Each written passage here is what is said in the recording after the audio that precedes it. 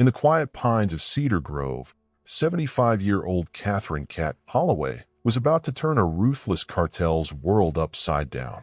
When Victor Reyes and his men showed up demanding the use of her land and burned the same American flag that had once flown over Cat's rescue missions in Vietnam, they believed they were dealing with a helpless elderly woman. What they didn't realize was that the soft-spoken nurse they tried to intimidate was the very person hundreds of combat veterans owed their lives to.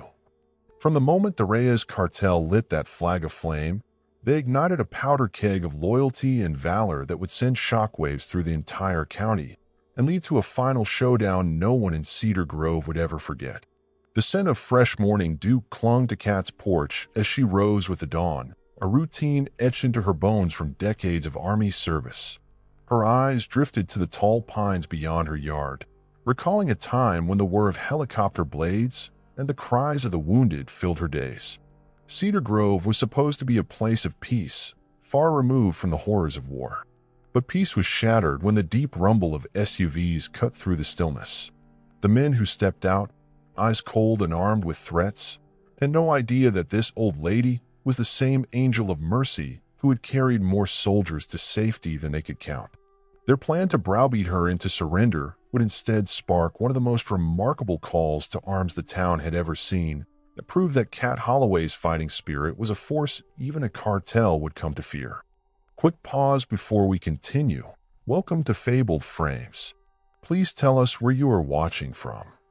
Don't forget to subscribe because tomorrow's story is mind-blowing. Catherine "Cat" Holloway often woke before dawn. Years of pre-dawn scrambles during her time in the Army Nurse Corps had solidified her internal clock. Even now, at 75, she would rise each morning as the horizon painted itself pink and pad barefoot across the worn wooden floors of her ranch-style home in Cedar Grove.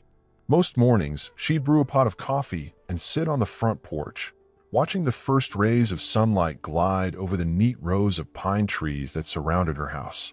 But on that particular day, she was woken not by her alarm or by the gentle, familiar tug of old habit. Instead, she stirred to the acrid smell of smoke and the orange glow of small flames dancing across her bedroom wall. At first, she thought it was a night terror from the old days, an afterimage of the artillery shells that had once lit up the night sky in Vietnam. But as the haze of sleep burned away, Cat realized with horror that the flag hanging on the porch was ablaze. In a panic, she kicked off the covers, grabbed her old robe, and rushed toward the front of the house. Every step seemed to echo the frantic pounding of her heart. She could smell burning cloth. The stench of it was distinct, different even from the memory-laden reek of chopper exhaust and scorching metal she knew from the war. This smell had an even more personal sting. Someone was setting her beloved flag on fire. Breath catching in her throat, Cat fumbled at her front door, twisting the lock open with trembling hands. "Please, no," she whispered under her breath, as though her plea alone could undo the unthinkable. The porch light flickered above, illuminating a ragged group of men standing outside in the darkness. Their shadows stretch along the walls, grotesque silhouettes made even more menacing by the flames they had ignited. Her instincts from years of service told her to protect herself first, but she couldn't help it. She lunged forward in a desperate attempt to rip the burning cloth down. Then she realized the men had prepared for that. A burly figure at the front of the group yanked the flag away from her reach with a nasty grin. The tall man standing beside him, face partially obscured by the brim of his hat, snatched a metal canister from the ground and flicked more gasoline onto the flames, causing them to surge higher. The group laughed cruelly, relishing her panic. "Cat Holloway," the tall man said, his voice a low rumble. "You've been ignoring our polite invitations." The way he said her name, like a threat rather than a greeting, sent a chill through her bones. Cat recognized him. He was Victor Reyes, a known lieutenant in the Reyes Cartel that had recently claimed territory in and around Cedar Grove. For months, the townspeople had whispered stories of threats and bribes, of farmland quietly changing hands, of mishaps that befell anyone who refused to cooperate. Cat had paid little attention to the rumors, thinking she was too old, too out of the way to be bothered by these criminals. She didn't own a farm big enough for them to covet. But apparently, The cartel had found a reason to set its sights on her property. "Why are you doing this?" Kat demanded, voice trembling but lined with a steely undercurrent. She refused to show these punks any fear. Not in her own home. Victor Reyes stepped forward, the flames reflecting in his dark eyes. "It's an example. You see, I offered you a deal, Kat. We use your land for something harmless, just a place to store a few items, maybe. We don't cause any trouble, and you receive a generous payment. You said no. This is me encouraging you to reconsider." The burning flag wavered in the night breeze, casting swirling embers into the air. Kat's heart twisted painfully. That flag wasn't just a piece of fabric. It had been there during her tours in Vietnam, carried in the cockpit of a medical evacuation helicopter on countless flights. It had hung in her hooch, carefully folded in her duffel. It had come home with her after the war and was carefully displayed in a glass case for years before she moved to Cedar Grove. Recently, she'd taken it out of storage to hang on her porch, a personal tribute to the old crew who'd shared so many harrowing missions. Burning, it was a desecration of memories, of friends who had never made it back alive. Tears pricked her eyes, both from the billowing smoke and her anguish. Her voice was raw. "You don't understand what you're doing." Victor Reyes sneered. "I understand perfectly. This is a worthless piece of cloth, and you're just one old lady who doesn't know what's good for her." He nodded to his men, and they dropped the flaming flag to the ground. One of them stomped on it, grinding the embers into the porch. The men stepped back, leaving a smoldering blackened remnant that scarcely resembled the stars and stripes anymore. Kat wanted to scream, to lash out, but the sting of tears and the fear for her own life and the lives of her neighbors kept her rooted. Reyes gave her one final, contemptuous look. "I'll be in touch. Next time, maybe we won't be so gentle." Then, with a curt motion, he and his men retreated into the darkness. The engine of a large SUV coughed to life, headlights sweeping across the yard as the vehicle turned back onto the winding road that led away from Kat's property. Still trembling, Kat collapsed to her knees on the porch, tears running down her cheeks. Her shaking hands reached out to scoop up the charred remains of the flag. Though it was hot to the touch, she gathered it gently, pressing the remnants to her chest as though cradling a wounded comrade. In that moment, grief and anger warred inside her. Her first impulse was to call the local sheriff. But she knew the sheriff was in over his head with these thugs. Victor Reyes had entire networks backing him. The county police force was small, underfunded, and terrified of crossing the cartel. Even if they tried, they'd likely be outgunned. Kat stared at the phone inside her house, the darkness of her living room beyond the threshold. She thought about the faces of those who had flown with her in Nam, the soldiers she had patched up, the ones she'd saved from gunfire, shrapnel, drowning in their own blood. They were scattered across the country now, some in their late 60s, 70s, even 80s, living quiet lives, raising grandkids, or battling their own demons from the war. They owed her nothing. She had simply done her duty, same as anyone else on the team. Yet, if there was one unbreakable bond she trusted, it was the one forged in the crucible of combat. If she called, they would come. Every last one of them. She had never leaned on that bond before, but now, gazing at the ruined remains of her cherished flag, she felt something snap into place inside her. Kat Holloway took a shaky breath, pulled out her cell phone, and dialed a number she hadn't used in decades. Long before Kat Holloway found herself kneeling on her porch in Cedar Grove, she had been a teenager with the big dream of wearing an army uniform. Born the youngest of 4 children in a small mining town in West Virginia, Catherine lost her father in a collapsed mine shaft when she was only 7. Her mother took 2 sewing jobs to support the family, pushing Kat and her siblings to find any path out of poverty. For 2 of Kat's older brothers, that path was sports scholarships. Her sister married young and moved to California. But Kat had different ideas. Inspired by the stories of Army nurses in World War II, she enlisted as soon as she turned 18 and eventually found herself in a rigorous training program. Nursing school was just the start. She had her sights on the edge of the action, flight medic, or as she liked to say with a wry grin, angel of mercy from the sky. Not everyone in her life supported that choice. Her mother worried for her safety, wishing Kat had chosen a more conventional path like her sister. Her fiancé at the time, a boy named Tommy who'd worked at the local hardware store, was incensed that she would prefer flying in Vietnam to marriage and motherhood. But Kat's sense of duty and adventure overrode all other considerations. She wanted to prove herself, to be in the thick of it, saving lives. So after graduating from the Army's flight nurse program, she shipped out to Southeast Asia. Those early days in Vietnam had tested every fiber of her being. The heat was suffocating, the humidity relentless, and the nights full of the whirring of insects and the distant rumble of artillery. Yet Kat remembered feeling a curious mixture of fear and exhilaration as she climbed into her first Huey helicopter with a red cross painted on its fuselage. The noise of the rotors chopping through the thick air was nearly deafening, but was also a heart-pounding confirmation that she was exactly where she was meant to be. Her pilot, Captain James Jimmy Wexler, was a lanky, sunburned Texan whose easygoing demeanor masked a razor-sharp focus behind controls. The door gunner, Sergeant Emmanuel Rodriguez, was a hulking, muscular man who could make a .50 cal machine gun look like a child's toy.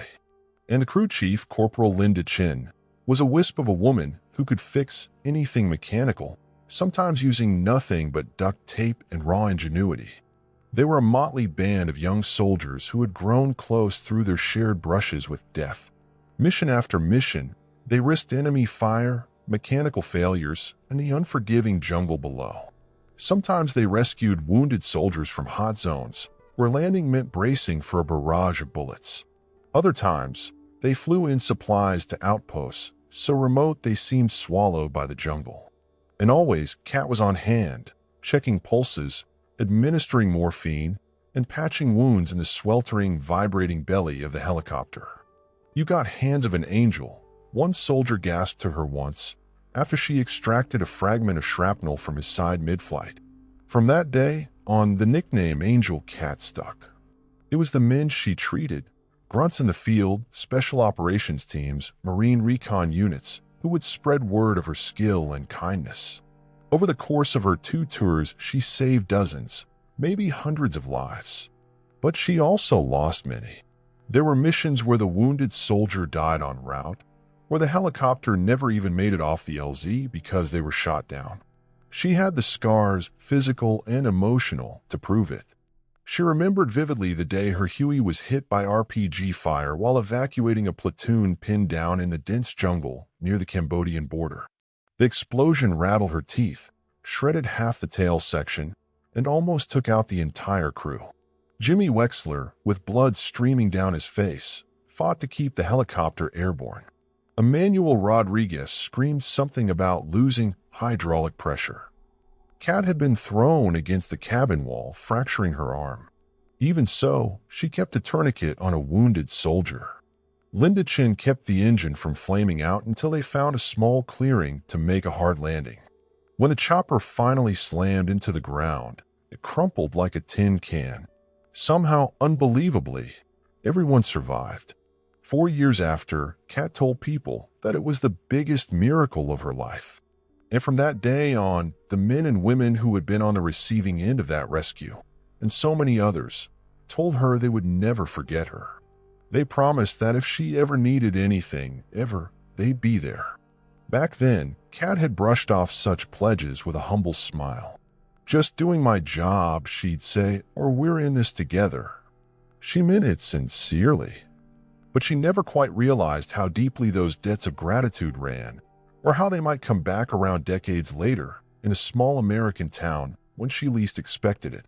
Even after returning stateside, Kat stayed in touch with a handful of the people she had served with.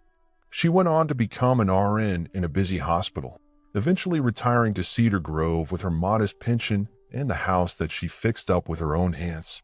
Life in the quiet, forested region seemed a world away from the violence and chaos she had left behind. Yet, as she knelt on her porch in the aftermath of the flag burning, cradling the charred remains in shaking hands, every ounce of the soldier in her reawakened. The old reflexes roared to life like a slumbering beast hearing its battle horn. She felt something that might have been absent for decades, a righteous anger, fused with protective instinct. This was her home, and these men thought they could terrorize her as if she were some helpless victim. They had no idea who they were dealing with. She pressed the phone to her ear and listened to the ringing. It was past midnight, but she knew from experience that some people in her old network never truly slept. The phone rang 3 times, 4 times, 5. At the 6th ring, a deep, gravelly voice answered, "Hello?" Kat closed her eyes, tears slipping down her cheeks. She whispered, "Is this Sergeant Rodriguez?" A pause on the other end. Then recognition lit up his tone. "It is. Who's this?" "It's Kat Holloway. I'm sorry to call so late." A sharp intake of breath. "Well, I'll be damned. Kat, God, it's been a long time. Are you okay?" Her voice broke as she looked at what was left of her flag. "No," she admitted softly. "I'm in trouble. And I need help." Another pause. The sounds of rustling sheets, maybe the lamp turning on. She pictured Manny Rodriguez pushing himself up in bed, the same determined set to his jaw heated back in numb. "Tell me what's going on," he said. She told him everything. How Cartel was harassing her, how they had demanded use of her land for their illegal operations, how she refused, and how they retaliated by burning her flag. She heard Manny's breathing quicken and then grow silent in that lethal calm that soldiers adopt before battle. When she finished, there was no hesitation in his response. "Say no more. I'll gather the old crew. We'll spread the word. You just hold tight, Kat. We owe you more than you'll ever know." She let out a shaky breath, relief mingling with leftover adrenaline. The phone felt warm against her ear. "Thank you." When she hung up, the smell of burnt fabric still lingered. The porch light flickered. Kat exhaled and stood, gripping the remnants of the flag, her shoulders squared. She did not know exactly who Manny would call or how many would show up. But she did know one thing. Victor Reyes. Cedar Grove wasn't a large town, but it was far from small. Nestled among pine forests and rolling hills, it boasted a population that hovered just above 5,000. It was the kind of place where people took comfort in annual festivals like the 4th of July barbecue at the Central Park or the Harvest Carnival in autumn. The center of town had a quaint main street with an old movie theater, a diner that still served milkshakes in tall glasses, and a hardware store run by a third-generation proprietor named Earl. Kat had chosen Cedar Grove precisely because it was quiet, safe, and gave her the space she needed to heal from the psychic wounds of war. Decades had passed since she'd last patched up the wounded in a helicopter, but nightmares still haunted her. Sometimes she'd wake up in a cold sweat, hearing phantom rotor blades overhead. This town, with its gentle spirit, had offered her a chance to find peace. She tended her garden, fed the birds that gathered by her porch, and volunteered at the local VFW hall. It was as close to idyllic as any place she'd known. Yet, in the past year, rumors of trouble had started to circle. Residents whispered about strangers who rolled into town at odd hours, about an uptick in petty crime and vehicles with tinted windows traveling the back roads. The older folks at the diner clucked their tongues about outsiders, while the younger crowd speculated that the drug epidemic ravaging other parts of the state might be creeping into Cedar Grove. Then came talk of the Reyes Cartel, an operation that had originated in Central America before spreading its roots across the southern border and beyond. Rumors claimed they were establishing safe houses in remote corners of the country, hidden away from the prying eyes of big cities. Cedar Grove, with its limited police force and sprawling, forested properties, was an ideal spot. Local officials largely dismissed it, saying there was no hard evidence. But the locals who had encountered them, people who'd been coerced into leasing a portion of their land or threatened for refusing to cooperate, knew the truth. Kat rarely ventured into the rumor mill. She was content to live out her days in the quiet sanctuary of her home. She had a small pension and a tidy nest egg so she had no need to rent or sell her property. The handful of visitors from the cartel, men with thick accents and suspiciously slick attitudes, who had approached her about using her acreage, had been politely but firmly turned away. She naively thought that was the end of it. But after the night of the flag burning, she knew how wrong she'd been. They weren't just amateurs. They were entrenched criminals with a network that stretched across multiple states and possibly across international borders. If they wanted to break someone, they had the resources to do it, unless that someone had backup. Kat spent the next morning cleaning up. She found a metal container to store what was left of her flag. Soot covered her porch, and the smell of burnt fabric still clung to the wooden boards. Though her hands shook with anger and sorrow, she meticulously scrubbed the char until the surface was as clean as it would ever be. Hours passed in a daze. She barely registered the rising sun or the chirping of birds. Her mind kept returning to the phone call she had made to Manny Rodriguez. Would he really be able to rally help? How soon would they arrive? And what would they do against the cartel? After finishing her chores, Kat wearily poured herself a cup of coffee and sat down at the small kitchen table. Usually, she looked forward to this morning ritual, savoring the warmth of her mug while gazing at the forest through the window. Today, she could barely taste the coffee. She just stared out at the tall pines, wondering if men with guns lurked beyond the tree line. A loud knock on the front door snapped her out of her thoughts. She froze. Her mind flashed to the possibility that Victor Reyes had returned. Slowly, she set down her mug, then reached for the baseball bat she kept by the kitchen doorway. Her heart thudded as she stepped into the living room, carefully pulling aside the curtain to see who stood on the porch. To her relief, it was her neighbor, Mary Lou Jenkins. A plump woman in her 60s with a kind face, Mary Lou managed the local library and was known for her unstoppable curiosity, often mistaken for nosiness, and her heart of gold. Kat opened the door. Mary Lou's eyes were wide with concern. She took in the faint scorch marks and the lingering smell of smoke. "Kat, are you all right, dear? I heard something happen last night. Folks out on the road said they saw flames." Kat forced a calm expression she didn't feel. "I'm all right, Mary Lou. Just some trouble. Someone set my flag on fire." Mary Lou's hand flew to her chest. "Oh, sweet Lord. That's awful. Who would do such a thing?"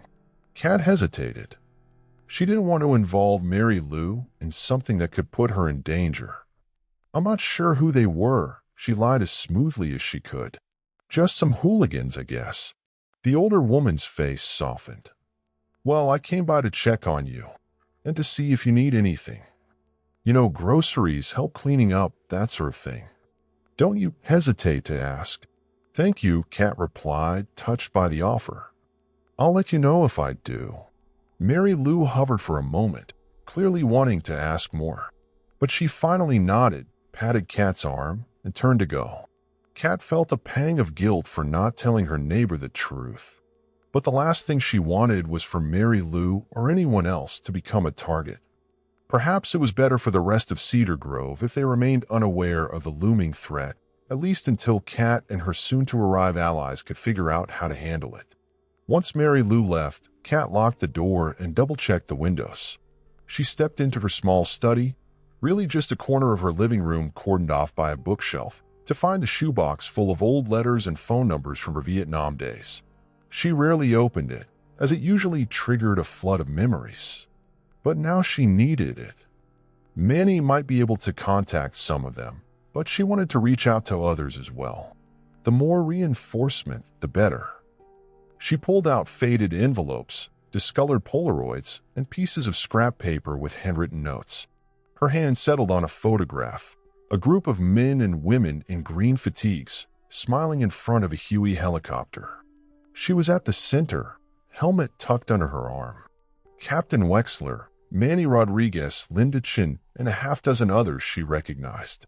A wave of nostalgia and sadness hit her all at once.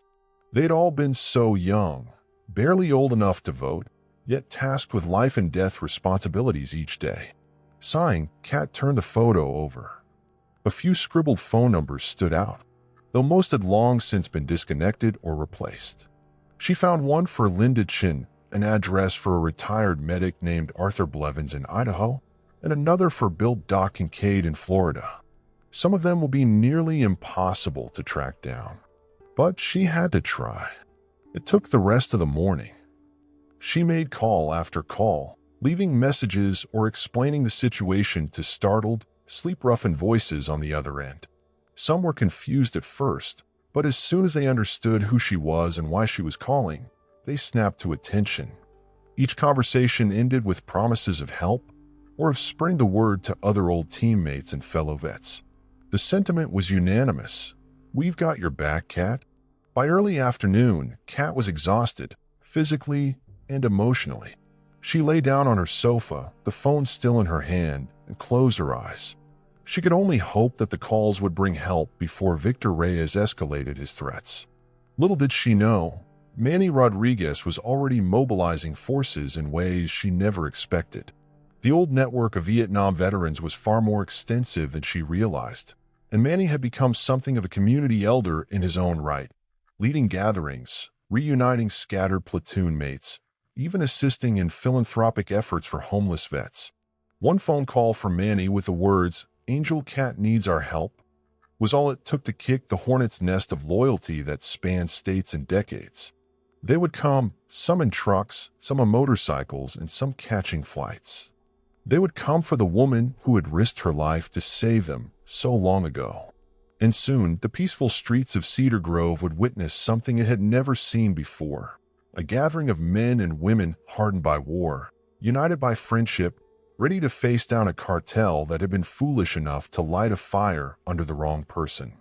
Victor Reyes lounged in a leather armchair within an upscale cabin tucked away in the northern edge of Cedar Grove's sprawling pine forest.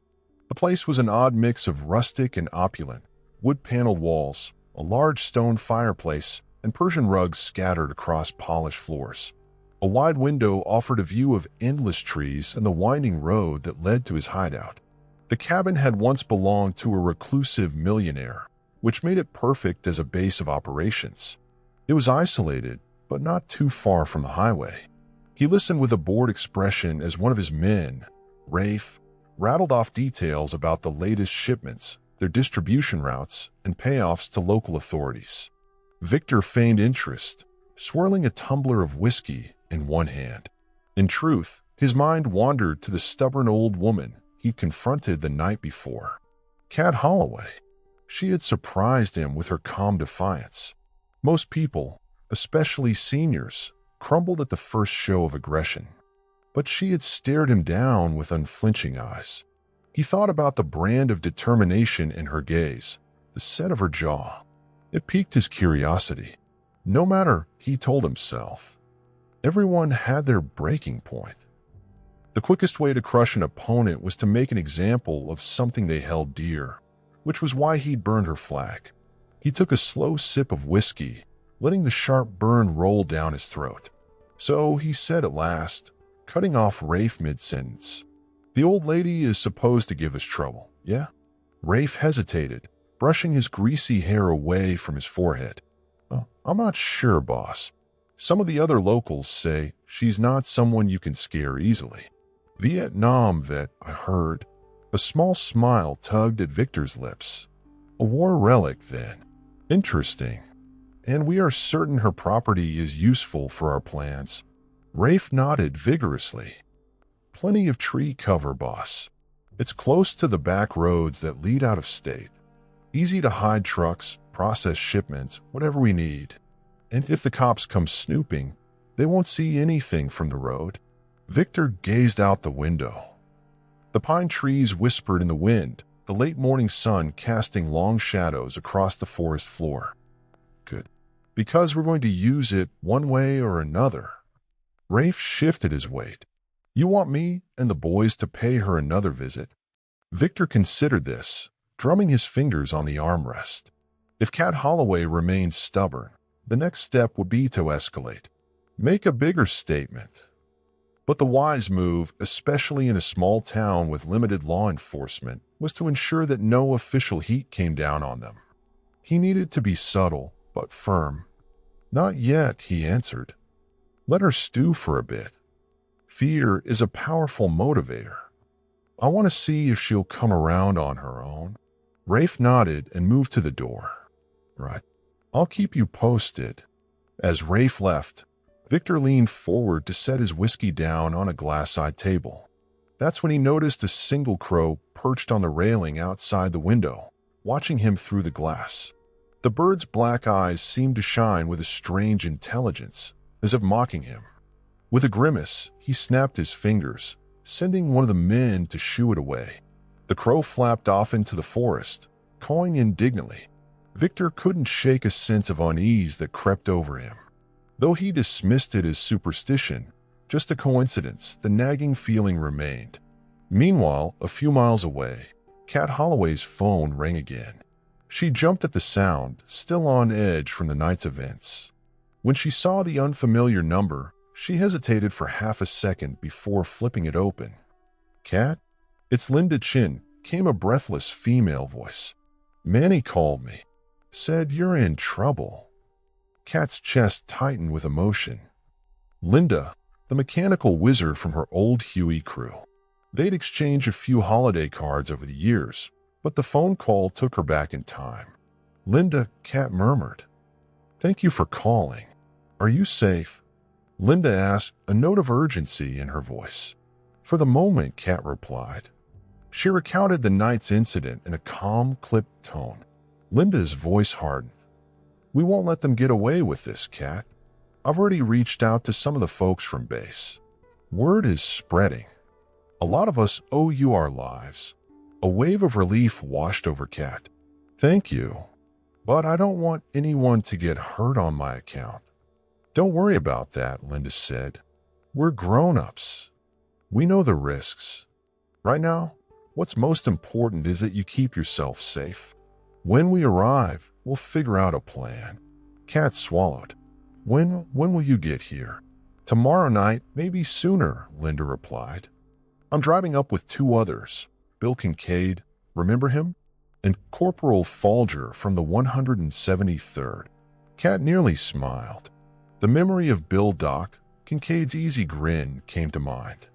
He'd been a young medic who traveled with them on several rescue missions during her second tour. "I remember him. He was good with a needle, had a knack for cracking jokes in the worst situations." Linda chuckled. "That's the one. Listen, Cat, we'll come in from the north side of town. We'll stop at a motel, or maybe we'll just stay in campers. Don't worry about accommodations. We've got that covered." "All right," Cat said softly, tears threatening to spill over at the surge of gratitude she felt. "Thank you.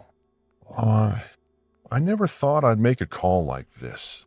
"Family is family," Linda said simply. "You saved us back then. Now it's our turn." With that, the call ended. Cat placed the phone on the table, staring at it for a long moment.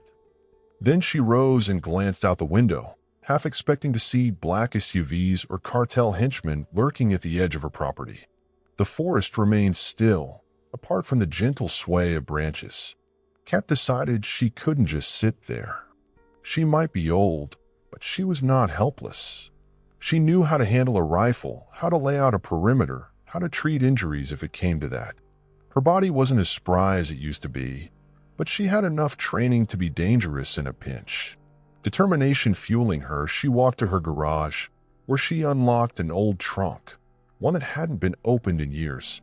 Inside lay a treasure trove of memories and tools of the soldier's trade, her old uniform, carefully preserved, a medical kit that, while outdated, still contained basic field dressings, and wrapped in oily rags, the battered M1911 pistol that she had once carried for personal defense in Vietnam.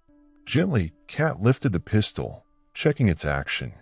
It was still in decent shape, though it would need cleaning.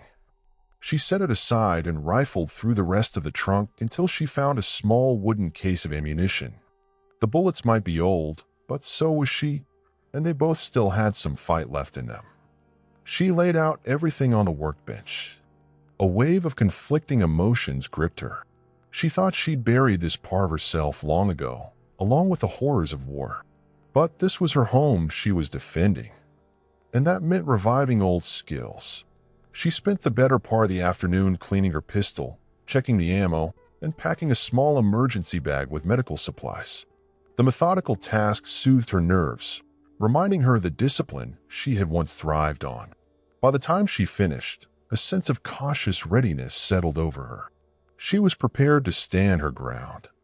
That evening, as twilight draped the forest in soft purple hues, Kat received another call, this time from Manny. He gave her an update.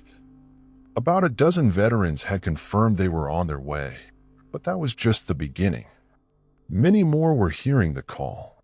Expect a crowd, Kat, Manny warned. We're talking maybe a couple hundred so far. Her heart skipped a beat. A couple hundred? Manny, that's too many. My house can't handle.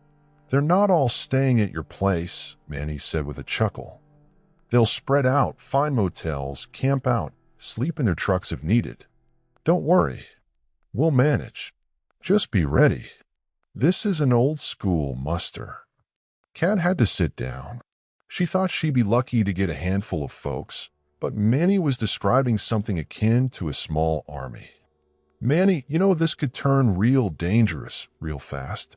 The cartel isn't going to roll over. Neither are we, Manny said quietly. We swore an oath to protect each other, Kat. You've been protecting us since, first with your hands, then with your heart. Let us do the same for you. She whispered a word of thanks, voice thick with emotion, then hung up. Setting the phone aside, she looked out into the dusk. She felt both fear and a fierce sense of belonging. If Victor Reyes thought he could simply burn her flag and trample her spirit, he had no idea the hornet's nest he just kicked. Night fell, wrapping the town of Cedar Grove in a blanket of darkness, interrupted only by the faint glow of street lamps and the flicker of headlights along the roads. Somewhere in the thick forest, Victor Reyes likely planned his next move.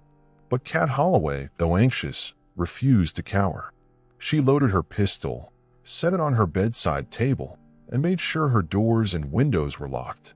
As she drifted into a fitful sleep, she imagined the faces of old comrades descending on Cedar Grove, women and men with stooped backs and silver hair, carrying decades of burdens.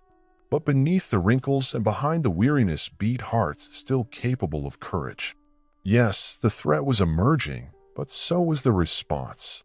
And it was shaping up to be monumental.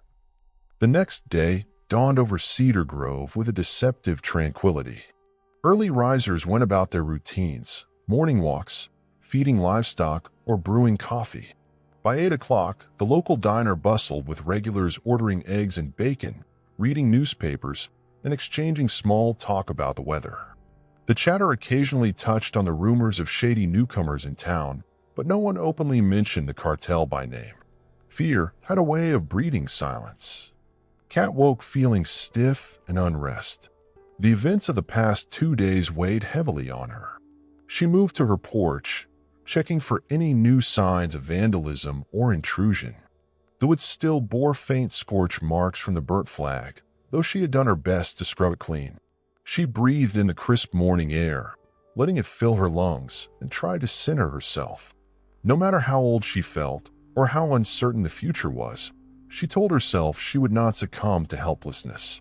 She made a small breakfast, oatmeal, toast, and orange juice, and then set about tidying her house.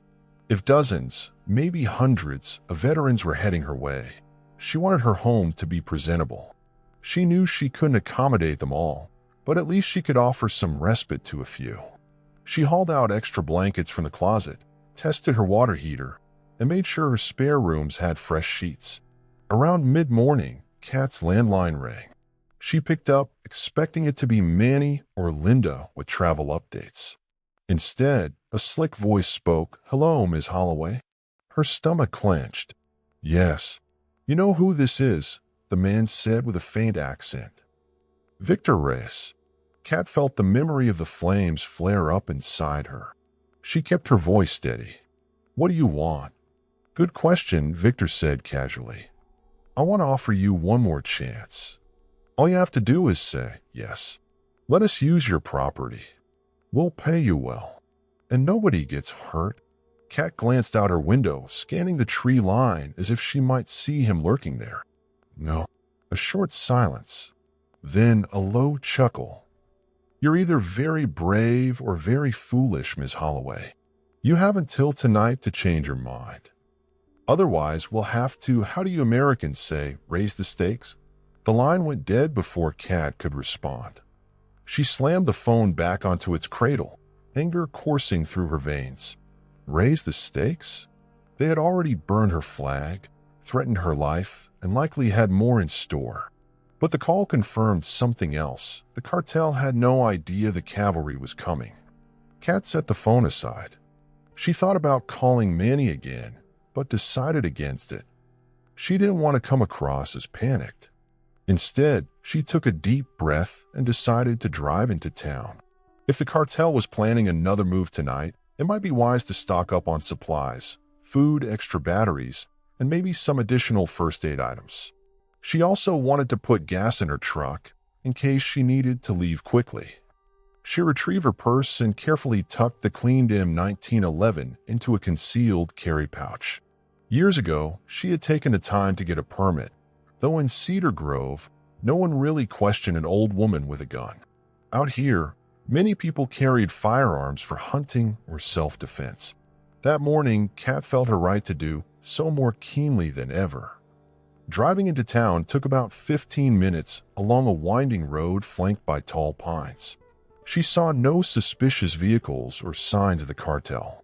The air was fresh, and sunlight filtered through the canopy of leaves, creating a dappled pattern on the asphalt. Under different circumstances, it would have been a pleasant drive. Cedar Grove's main street was its usual charming self. Trucks and SUVs lined the angled parking spaces. The barber shop had its classic rotating pole out front, and the hardware store displayed a large American flag in the window, starkly reminding Kat of her own stolen and burned banner. She pulled into the grocery store lot. Inside, she grabbed a shopping cart and quietly collected canned goods, bottled water, fresh vegetables, and a stack of frozen meals. She added a box of disposable gloves, a few rolls of bandages, hydrogen peroxide, and gauze to her cart, ignoring curious glances from passers-by. Then she paid for her items, loading them into canvas bags. "Stocking up?" the teenage cashier asked, giving her a polite but uncertain look. Expecting visitors, Kat replied with a small smile, leaving it at that. Next, she headed to the gas station, where she filled her truck's tank and double-checked her tires. With one last stop at the local pharmacy for a refill of her blood pressure medication, Kat felt as ready as she could be for the unknown. By the time she returned home, it was early afternoon. As she climbed out of her truck, she noticed dust kicking up on her long gravel driveway. Another vehicle was approaching. Her heart rate spiked, but then she recognized Manny's old Jeep as it emerged from between the pines. Manny Rodriguez was not the imposing figure Kat remembered from Vietnam. Decades had thickened his waistline, streaked his hair with silver, and etched deep lines around his eyes. But he still carried himself with a certain martial confidence, shoulders back, head high. He pulled up beside her truck and hopped out, wincing slightly at the effort. "Kat," he called, voice warm. He hurried to her side, and they embraced. The hug was firm, enduring all the words unspoken between them, gratitude, relief, and the shared pain of war's memories. "Manny," Kat said, holding on to him for a moment longer. "I'm so glad you're here." He stepped back, nodding. "Me too. Brought a few friends with me." He gestured to the Jeep, where another man and a woman were climbing out. "Remember Linda Chin?" Manny said, motioning to the petite, wiry woman with short-cropped hair. She offered a grin, stepping forward to hug Kat. "And Bill Kincaid," Manny continued, introducing the tall, lean man with a weathered face and a ready smile. Bill extended his hand, and Kat took it, smiling back. "Doc," Kat teased gently, "you still carrying that ridiculous first aid bag?" Bill patted a hefty olive green satchel slung over his shoulder. "Absolutely. It's like my security blanket." Kat ushered them all inside, her tension slowly easing at the sight of friendly faces. The others whistled and looked around, admiring the cozy, rustic interior of her home. Kat offered them seats in the living room. They sank into chairs and the sofa, setting their bags down. Linda looked at Kat seriously. "So Manny gave us the rundown, but tell us exactly what's happening and what you need from us." Kat took a deep breath, recounting the cartel's demands, the flag burning, and Victor's latest threat. The three veterans listened intently, their expressions growing grim. "That's messed up," Bill muttered, shaking his head. "Typical intimidation tactic," Linda said, crossing her arms. "They're used to people folding." "Not this time," Manny stated firmly. Then he turned to Kat. "We've got more people coming in. Over the next few days, the number will grow. Some are from our old units. Some are from other units we've been in contact with over the years. Word got out. You'd be surprised how many people remember the Angel Cat from those medevac flights." Kat blushed slightly, still never comfortable with that nickname. "They're all risking a lot." Linda smiled. "We're family. And for some of us, this is a chance to repay a debt we thought we never could." They began discussing logistics, where people might stay, how to communicate securely, and what to do about local law enforcement. Manny had already reached out to the county sheriff, a man named Tucker, who was sympathetic but also admitted he was outmatched by a cartel. However, the sheriff promised not to interfere so long as the veterans kept things legal and gave him a heads up if violence seemed imminent. "We prefer to avoid a bloodbath," Manny emphasized. "But we also won't let these criminals run roughshod. We can put up a show of force, maybe scare them off. If it comes down to a fight, we'll be prepared, but hopefully it won't come to that." Kat couldn't suppress a wry laugh. "They already think I'm just some old lady with no fight left. They have no idea who's coming for them." Bill grinned. "Then let's keep it that way." The conversation drifted to strategy. Manny and Linda laid out possible ways to defend the property if need be, setting up watch posts, scanning the perimeter with trail cameras, establishing rally points. Kat's head spun at how quickly they slipped into their old roles, complete with tactical jargon. Despite her anxiety about what might come, their expertise filled her with a glimmer of confidence. They decided that Manny, Linda, and Bill would stay at Kat's house for the time being. Others would find lodging in Cedar Grove's handful of motels or rent cabins in the area. Some would likely bring RVs or tents. The goal was to keep a low profile, but be ready to move at a moment's notice. As the sun began its descent, painting the sky in streaks of orange and pink, Kat made sandwiches and tea for the group. They ate in relative silence, the tension of the impending conflict knitting their brows. None of them took lightly the possibility of violence. Each had seen enough of it in war. But if push came to shove, they would not back down. Dusk settled over the pines, and a hush fell. Kat found herself thinking of the men who had burned her flag, how they had laughed, how they had mocked her.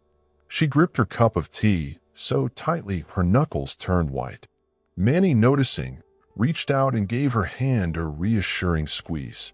That moment of solidarity was interrupted by a sudden flash of headlights outside, illuminating the windows. Kat's heart jumped. Manny and Bill stood simultaneously, hands darting to their concealed firearms. Linda moved to the window, peering out from behind the curtain. After a tense moment, she let out a soft laugh. "It's more friendly," she said. They all exhaled. Within minutes, another group of 4 veterans, 2 men, 2 women, tumbled into the house, greeting Kat with admiration and relief. One of them, a retired Marine named Harry Smith, carried an entire trunk of supplies and communications gear. Soon, Kat's living room was buzzing with hushed conversation, the shifting of duffel bags, and the warmth of old camaraderie rekindled. They had come to protect her, to make a stand against the cartel. Outside, the night deepened.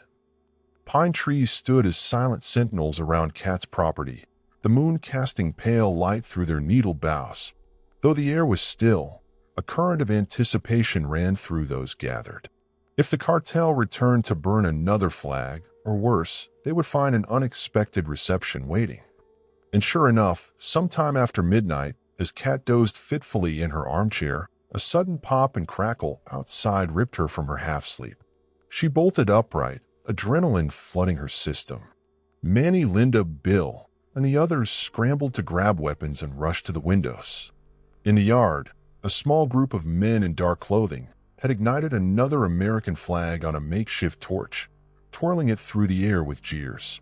One of them held a can of spray paint, scrawling Reyes across Kat's porch. Another threw an empty bottle at a side window, which shattered on impact. "Damn it," Manny hissed, stepping toward the door. But the veterans had prepared. Harriet Smith was already outside, having taken the first watch. From a concealed position near the porch, Harriet stepped out, racking a 12-gauge shotgun. The loud chuck-chuck echoed through the night. A commanding voice rang out, "Drop it." No. Panic rippled through the masked vandals. One of them dropped the burning flag, and they scrambled to douse the flames with frantic stomps. Another reached for a firearm, but Harriet's shotgun roared, sending a warning blast into the air. The muzzle flash lit up the yard like lightning. "This place is protected," Harriet shouted. "Run, the next round goes into your chest." Heart hammering, Kat watched from the doorway as the men scattered like startled rats, sprinting into the darkness. The smell of gunpowder mingled with the acrid stench of burnt fabric. Manny and Bill rushed onto the porch, weapons at the ready, scanning the tree line to ensure there were no more lurking threats. "Everyone okay?" Linda called out, stepping outside cautiously. "Clear," Harriet announced, exhaling. She lowered the shotgun. "Think I scared the bejesus out of him." Bill moved to stomp out the smoldering remains of the second flag. Though it was too far gone to save, he handled it gently. Kat felt tears burn her eyes as she stepped onto the porch. Another flag, desecrated. Another insult to everything she and her comrades had fought for. But this time, the cartel's message was met with a resounding reply. They would not be allowed to terrorize her alone. The gathering veterans stood in grim solidarity, the glow of the porch light illuminating their determined faces. Inside her chest, Kat felt an odd mixture of sorrow for the act, but also fierce pride in the unwavering response. A line had been drawn, and at least tonight, the cartel had been forced to retreat. Kat bent down, carefully lifting what was left of the new scorched flag, just as she had done before. Her hands trembled less this time, bolstered by the presence of old friends and fellow soldiers around her. Victor Reyes wanted to raise the stakes. Fine, she thought, gazing into the forest where the vandals had fled. Let him come. They were ready now. They had each other, and they had the will to fight back. As the gray light of dawn filtered through the pines, Kat Holloway found herself seated at her kitchen table, rereading an old letter. The edges were yellowed and torn. It was postmarked from some army base in California, dated 1975, right after the war. The writer was a corporal she had saved in Vietnam, a man named Thomas Gray, who wrote, "If you ever need anything, just call on me." I mean it. She had received hundreds of such letters over the years, but many had been lost in moves or misplaced over time. Yet the sentiments remained the same: gratitude, indebtedness, a promise of returned aid. Up until now, she had never taken them up on it. But the unfolding events, the second flag burning, the shattered window, the hateful scrawl of Reyes' name on her porch, had shattered any illusion that she could handle this alone, even with a handful of veterans who had already arrived. Her quiet living room was now a makeshift operations center. Radios, phones, laptops, and even a pair of old walkie-talkies cluttered the coffee table. Manny Rodriguez leaned over a map spread across the dining table, marking potential vantage points and approach routes in red ink. Linda Chen was on her phone with someone named Sergeant Barlow, who was bringing in another cluster of old-timers from the Midwest. Harriet Smith typed away on a rugged laptop, trying to secure a simple drone to watch the property's perimeter. Bill Doc Kincaid rummaged through medical supplies, organizing them in neat rows. Kat listened to the low hum of conversation. The sense of purpose in the room was palpable. It reminded her of the controlled chaos of a field hospital or the cabin of an evac chopper. She carefully folded the letter from Thomas Gray and slipped it back into its envelope. Then she rose, crossing the living room to Manny's side. "How many are we expecting?" she asked, keeping her voice low so as not to interrupt Linda's conversation. Manny glanced up. "Hard to say. We've already got about 15 people here in Cedar Grove. More are arriving today and tomorrow. By the end of the week, we could have over 100. Maybe 200. Kat exhaled sharply. "That's a lot for a small place like this." "I know," Manny replied, brows furrowing. "We'll need to coordinate carefully, or this town will turn into a powder keg." Kat nodded, gazing at the map. Her property sat on the outskirts of Cedar Grove, adjacent to a small lake and backed by dense forest. "What do we do about the cartel? They've already attacked twice. It's only a matter of time before they escalate further." Manny drummed his fingers on the table. "We don't want an open war in the streets. The sheriff's department can't handle it, and we could end up with civilian casualties. Best plan might be to corner the cartel on your property or catch them by surprise at their own hideout." Linda hung up her phone call and joined them. "Sergeant Barlow is on his way with about 10 more people," she reported. "They'll set up in that RV park on Route 6. He's also making calls to a few ex-Special Forces guys we know. If they show, we'll have some pretty skilled reinforcements." Bill, overhearing, quipped from across the room, "Skilled, sure, but can they handle the humidity? My joints ache like the dickens just standing outside." A small ripple of laughter eased the tension. Linda smirked. "They manage the Mekong Delta. They can handle Cedar Grove." Kat appreciated their light-hearted banter, a reminder that these were not just soldiers, but people bound by camaraderie that transcended time. "I'm heading into town," she said, "to talk to Mary Lou at the library. Maybe I can glean some information about who else might be in the cartel's pocket." Rumors spread fast in a place like this. Manny nodded approvingly. "Good idea. Keep a low profile, though." Kat patted her concealed pistol. "Low as I can go." She grabbed her keys and stepped outside. The morning air was still cool, the sun just beginning to climb above the trees. Vehicles of all shapes and sizes now occupied her driveway. Trucks, SUVs, a battered RV, and even a pair of motorcycles.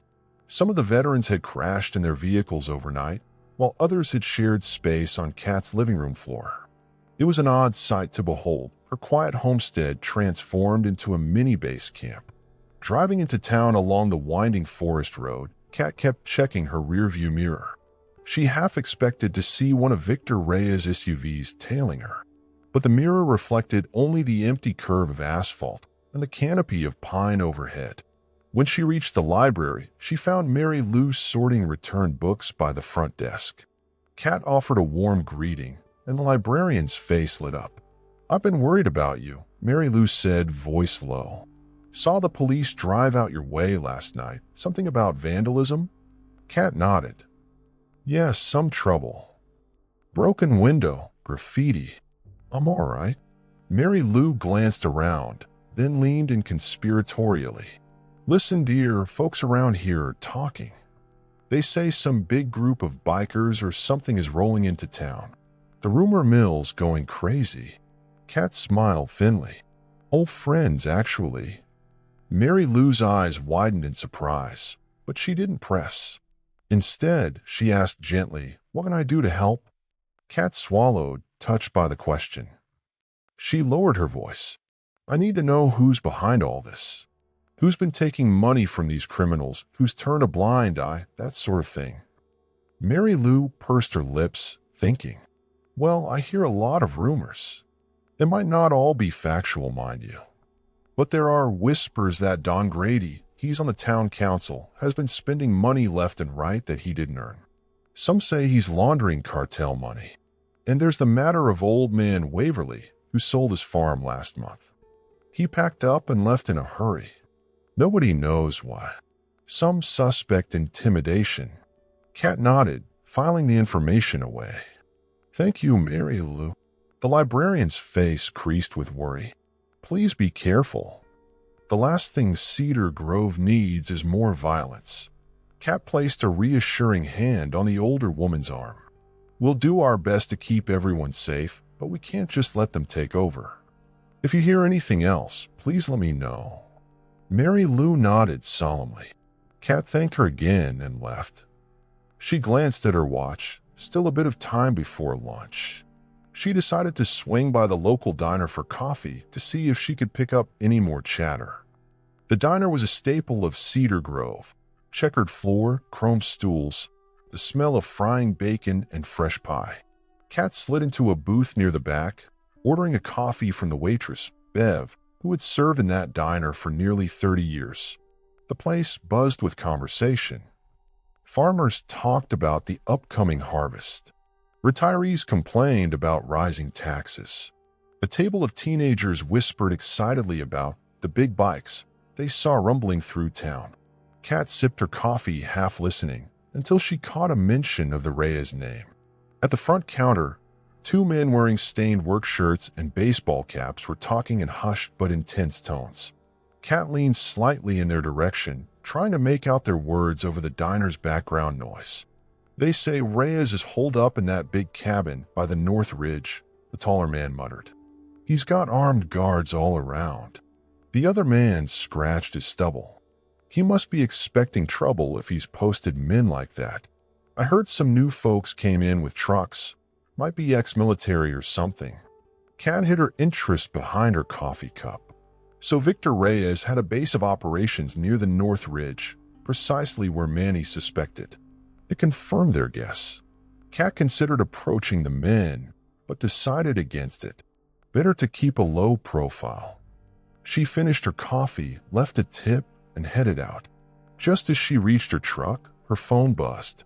She dug it out of her pocket and saw Manny's number flash on the screen. Kat, you need to come back, Manny said urgently. What's wrong? She asked, her heart skipping. A couple of the guys were scouting the road near your place. They spotted an SUV with tinted windows and some suspicious activity. Looks like they might be planning something tonight. Kat's stomach nodded. I'm on my way. She hung up, fired the engine, and drove straight home. On the way, she passed at least two more vehicles with out-of-state plates that she recognized from Manny's descriptions. More reinforcements arriving, no doubt. A silver-haired man on a motorcycle saluted her as she went by, which both warmed her heart and reminded her of the seriousness of the situation. Back at her house, she found the driveway even fuller.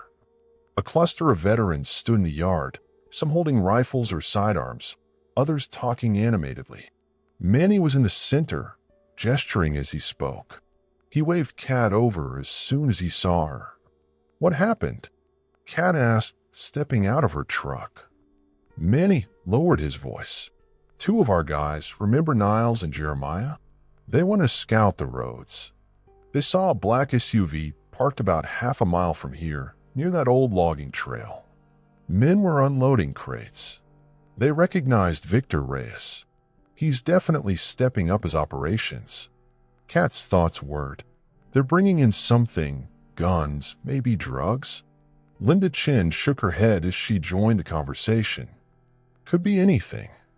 But it's not good. Bill Kincaid crossed his arms.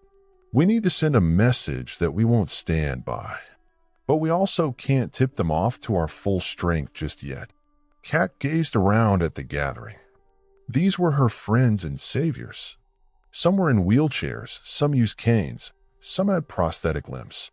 Many had the weathered look of people who had seen too much. Yet, despite aches and pains, they were ready to defend her, no questions asked. All of you, she said, voice thick with emotion, I can't thank you enough. I just want you to know how grateful I am. A chorus of murmured acknowledgement followed. Manny placed a comforting hand on her shoulder. You saved our lives, Kat. Now it's our turn. Harriet Smith cleared her throat. Let's talk plan. If they're unloading crates, they might be storing them somewhere. Maybe on your land, maybe at that cabin. We could set up a watch tonight. Keep them from crossing onto your property.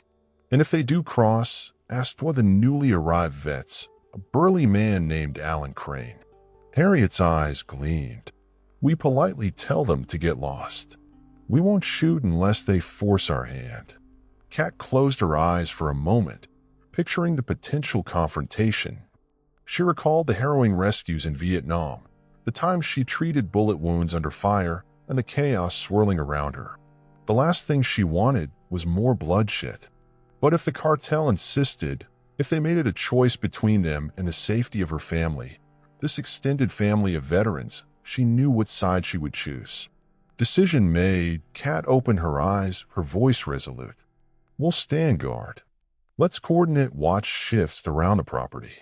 If Reyes tries anything, we'll be ready. But we'll give him one last chance to back off. A murmur of agreement rolled through the group. Many nodded approvingly. That's the spirit. We'll set up perimeter patrols, connect them by radio. Linda and Harriet can handle the tech side, drones, cameras, whatever. And we'll keep a few vehicles on standby in case we need to move fast.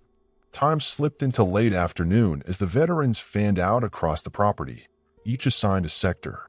They tested radios, plotted vantage points, and checked lines of sight.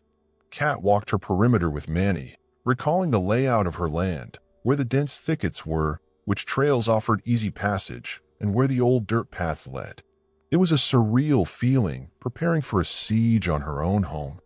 By twilight, the stage was set. Lanterns and small electric floodlights glowed at strategic spots, illuminating the yard and the entrances to the house. Veterans hunkered down behind stacks of firewood or discreetly parked vehicles, weapons ready but hidden. In the dim glow, Kat recognized an echo of night operations in Vietnam, a subtle tension, a sense of watchful readiness that felt both familiar and unsettling. This was the call for help, answered in the most extraordinary way. She remembered the line from one of the letters, "If you ever need anything, just call on me." She had, and they came. An army of hearts fueled by loyalty. As the day darkened and the forest whispered with nocturnal life, Kat prayed it would be enough to deter the cartel. Because if Reyes chose to escalate, the next hours could unravel into a confrontation Cedar Grove would never forget. And there, in the hushed tension of a summer night, with a memory of 2 burned flags lingering like acrid smoke, Kat Holloway and her old comrades awaited the dawn of a conflict none of them had asked for, but were determined to finish.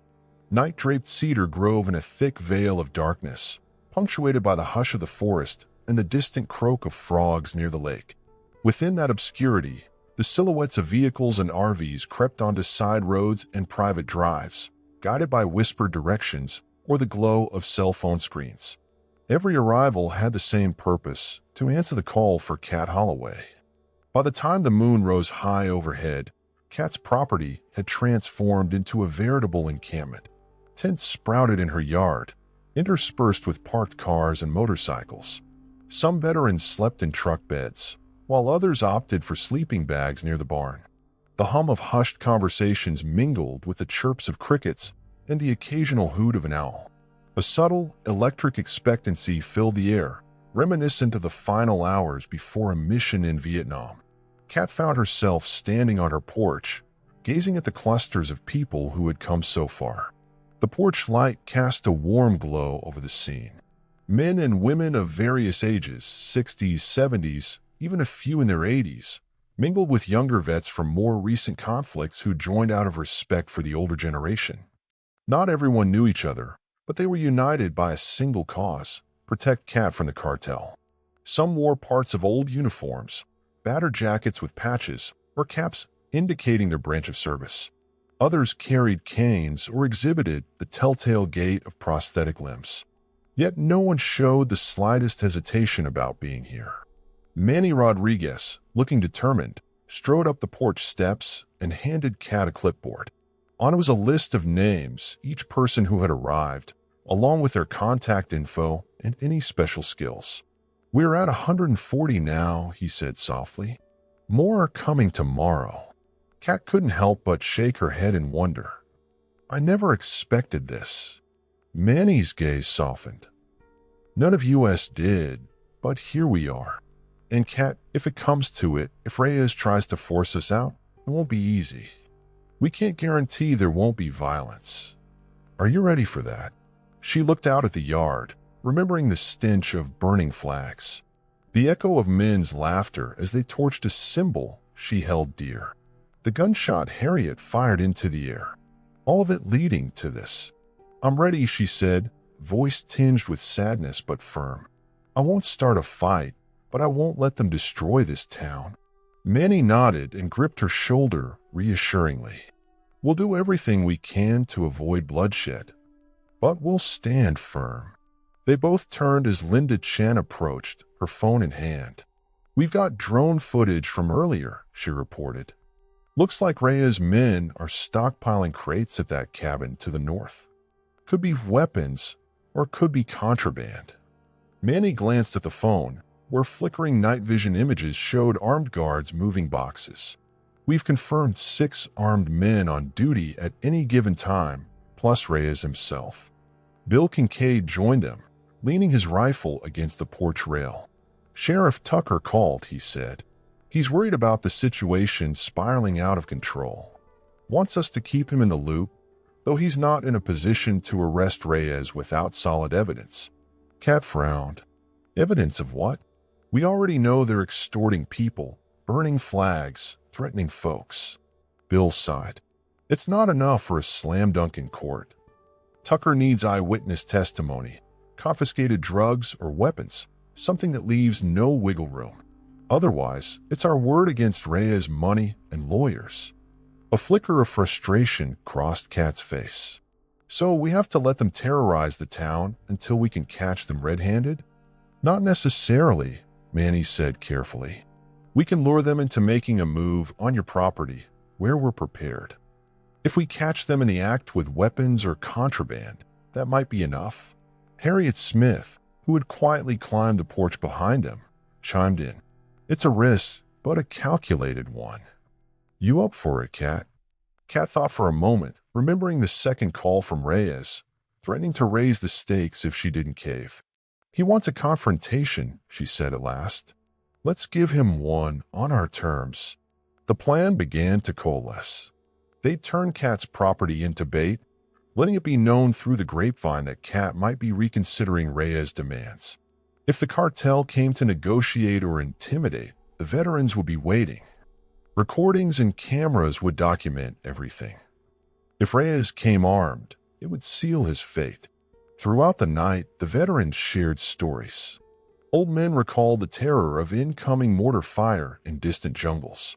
Others spoke of dust storms and desert conflicts, of IEDs on foreign roads. Younger vets listened in rapt silence, occasionally offering their own tales from Afghanistan or Iraq. Despite the generational gaps, they connected through the shared language of duty, fear, and camaraderie. Some brought out acoustic guitars, quietly strumming old songs while voices hummed along. A few nursed flasks of whiskey or homemade moonshine, passing them around in a circle. Kat wandered among them, offering a smile here and a few kind words there. She felt an ache in her chest, recalling those she'd lost in Vietnam. How many more had died since then, succumbing to age, illness, or the slow burn of PTSD? Yet the men and women gathered here were living proof of resilience. They had endured the storms of war and came out on the other side, ready to fight once more if needed, this time for her sake. By 2 a.m., most had bedded down, taking shifts at the perimeter. Kat tried to sleep in her bedroom, but rest eluded her. She got up, pulled on a sweater against the chill, and made her way back to the porch. Manny sat in a rocking chair, shotgun across his lap, eyes scanning the tree line. Couldn't sleep either, he asked softly as she joined him. Kat shook her head. My mind won't quit. I keep thinking about everything that could go wrong. Manny nodded sympathetically. That's natural. But if there's one thing I learned in Nam, it's that you do your best and you trust the folks at your side. She studied his face in the moonlight, older, lined with the passage of years, yet still possessing that unwavering resolve she remembered from the medevac flights. "You've changed, Manny," she said, half smiling. "But also, not really." He laughed quietly. "Life will do that to you. I spent years battling my own nightmares. Then I figured, maybe if I help others, I can quiet them. So I got involved in veterans outreach. Turns out that gave me a purpose. Now I'm here, helping the nurse who saved my sorry hide more times than I can count." Kat's eyes glistened. She reached over and patted his hand. Before she could speak, movement at the edge of the clearing caught their attention. Manny tensed, raising the shotgun slightly. Kat stood slowly, heart hammering. But then a voice hissed through the darkness, "Friendlies." Out of the blackness emerged three figures. Kat recognized the older man leading them, Arthur Blevins, a Vietnam buddy who'd once been a radio operator in her unit. Kat breathed, lowering her guard. His weathered face broke into a grin. "Had to come," he said, stepping into the glow of the porch. His companions offered quick salutes, two former Marines, from the look of their bearing. Kat guided them inside, offering coffee and a spot to rest. Arthur waved it off. "I want to get the lay of the land first. Mind showing me around, Manny?" Manny nodded, and the two men set off, carrying flashlights that pierced the darkness. Kat lingered at the porch railing, watching them go. Arthur Blevins was in his 70s, but he moved like a man half his age when purpose spurred him on. Night stretched into the early hours of morning. Kat dozed fitfully in the rocking chair, lulled by the forest's nocturnal symphony. She woke to the faint blush of dawn, the sky paling behind the pines.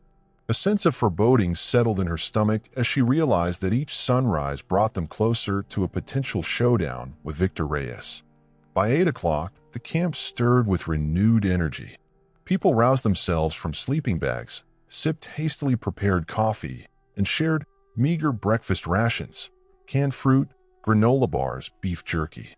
Conversations buzzed about the plan. Kat would send a carefully worded message to Reyes, implying she was open to discussing his offer, but only if he came in person. Shortly after Kat dictated the message, Manny typed it out on a secure phone, sending it to a contact who would forward it to Reyes' known associates. The text read, "To Mr. Reyes, I'm willing to talk about your proposal for my land, but only face to face. Come tonight at sundown. We'll settle this one way or another. Kat Holloway." The bait was set. Now all they could do was wait and watch. Throughout the day, more vehicles arrived. Kat lost count of how many times she shook hands or gave hugs to faces she hadn't seen in decades. A wave of strong emotions left her both elated and exhausted. For every new arrival, Manny or Linda explained the plan, assigned them a shift or a station, and reminded them that lethal force was a last resort. Above all, they wanted to make sure that if Reyes came, there would be no question that he was the aggressor. Sheriff Tucker made a brief visit, driving his patrol car up the driveway with lights off. He stepped out, looking around at the growing crowd of veterans, his expression a mixture of worry and relief. After a quick huddle with Manny and Kat, he agreed to station a couple of deputies on the main road near the property's entrance. "If this thing blows up, I want some law enforcement presence to keep bystanders away," he said. Kat thanked him, but privately she wondered if 2 deputies would be enough to contain the fallout if gunfire erupted. Still, it was better than nothing. As the afternoon wore on, the veterans took up their positions. Some hid in the barn loft, scanning the road with binoculars. Others stationed themselves in the woods behind the house. A few patrolled the perimeter on ATVs. Linda Chin set up a makeshift command center in Kat's living room, monitoring radios and drone feeds. A hush fell as the day slipped into dusk, everyone bracing for what might come. Kat, feeling restless and anxious, found a moment of solitude near the old oak tree in her front yard. She looked at the bark, riddled with the markings of time, and placed a hand against its trunk. Her thoughts drifted to the friends lost in Vietnam, to the flags burned on her porch, to the astonishing unity of the veterans now rallying around her. A tear slipped down her cheek, but she quickly brushed it away. She had to be strong, not just for herself, but for all of them. In a gentle breeze, the faintest rustle of leaves sounded like whispered encouragement. She swore she could hear the echoes of rotor blades overhead, the old Huey from decades ago. This time, the sound wasn't haunting, it was reassuring. And so, as the sun began its descent and the light turned golden, Cat Holloway steeled herself. Veterans had assembled from far and wide, an army of loyalty forged in the fires of war. They had each other, and they had a plan. If Victor Reyes chose to answer her invitation with violence, he would face something far more formidable than any helpless old woman. He would face the unbreakable resolve of those who never left a comrade behind. As twilight descended, the pine forest surrounding Cat Holloway's property turned eerily still. Nocturnal birds began their chorus, and the golden band of sunlight slipped below the treetops, yielding to the purple shadows of evening. Inside Cat's house, a tense hush gripped the veterans turned makeshift defenders. Radios crackled with quiet updates from the perimeter. The final pieces of the trap were in motion. Cat paced in her living room. Her heart pounded like a distant drum. She had spoken with Manny Rodriguez minutes earlier, confirming that the bait, her invitation for Reyes to come negotiate, had been sent through channels certain to reach the cartel's ears. Now all that remained was to wait. Dressed in a dark sweater and sturdy jeans, Cat carried her freshly cleaned M1911 in a hip holster. Gone was the gentle retiree. In her place stood the Army Nurse Corps veteran who had flown countless medevac missions. The same steely calm she once mustered in the helicopter cabin, tending to soldiers under fire, coursed through her veins. Linda Chen, manning command center of laptops and monitors in the corner, glanced at Cat. "We just got a text from an anonymous contact. Word on the street is Reyes intends to show up. Might be as soon as an hour." Harriet Smith, perched beside Linda, nodded. "We have watchers on the main road. We'll know when he's on his way." Cat inhaled slowly. "What about the sheriff?" "Sheriff Tucker has 2 deputies stationed near the turnoff," Harriet replied, tapping a map on the table. "They'll steer any random vehicles away. No tourists or curious townsfolk stumbling into a firefight. But the sheriff himself is at the station, waiting for our call. If we catch Reyes in the act with guns or contraband, come swooping in." Bill Kincaid, standing by a window, offered a grim smile. One chance to bag him with evidence. A new voice chimed in from the kitchen doorway. It was Arthur Blevins, the silver-haired radio operator Cat remembered so well. "Manny and I set up 2 vantage points on the western tree line. Folks with cameras and night vision scopes are in place. If Reyes and his men try anything, we'll have footage." "Good," Cat said, giving him a nod. "Let's hope it's enough." The air inside the house felt charged, as though an electrical storm was on the horizon. Yet, for all the tension, a part of Cat's mind flickered back to Vietnam, to the swirling uncertainty of a hot LZ landing zone. There had been times when all they could do was hover in the Huey, waiting for the signal to swoop down and rescue the wounded. Now she was the one waiting to be rescued, but also orchestrating the rescue herself. An odd reversal of fate. Outside, small patrol groups circulated around the property, rifles at low ready. The hum of anxious voices occasionally floated through open windows. Cat walked to her front porch, the boards creaking beneath her feet. She was met by Manny, who stood near the railing with binoculars in hand. He offered them to her. "Nothing yet," he said quietly, "but it's only a matter of time." She took the binoculars, scanning the darkening tree line. The silhouettes of pines swayed in the breeze, black shadows against the navy sky. She saw no movement, no glint of headlights. Still, her gut told her that confrontation was imminent. Manny took a step closer and lowered his voice. "Listen, Cat, if this goes sideways, I need you to stay safe. If bullets start flying, let us handle it. You've done your fighting." Cat gave a resolute shake of her head. "We're in this together, Manny. I'm no stranger to danger." A flicker of respect warmed his eyes. "I know," he said softly, but just promise me you won't do anything reckless." She turned back to the yard, where a handful of veterans were quietly securing barriers and covering their positions with camouflage netting. "I'll do what I must," she replied. Silence stretched between them, thick with unspoken memories. Manny didn't press further. Both of them understood that old allegiances and instincts ran too deep to be denied. Even at 75, Kat was a formidable presence, physically slowed, perhaps, but mentally as sharp and determined as ever. A sudden buzz on Manny's radio startled them both. He pressed the device to his ear. "Report." Static crackled, followed by a hushed voice. "Silver team here. We have headlights on the main road. 4 vehicles, possibly SUVs."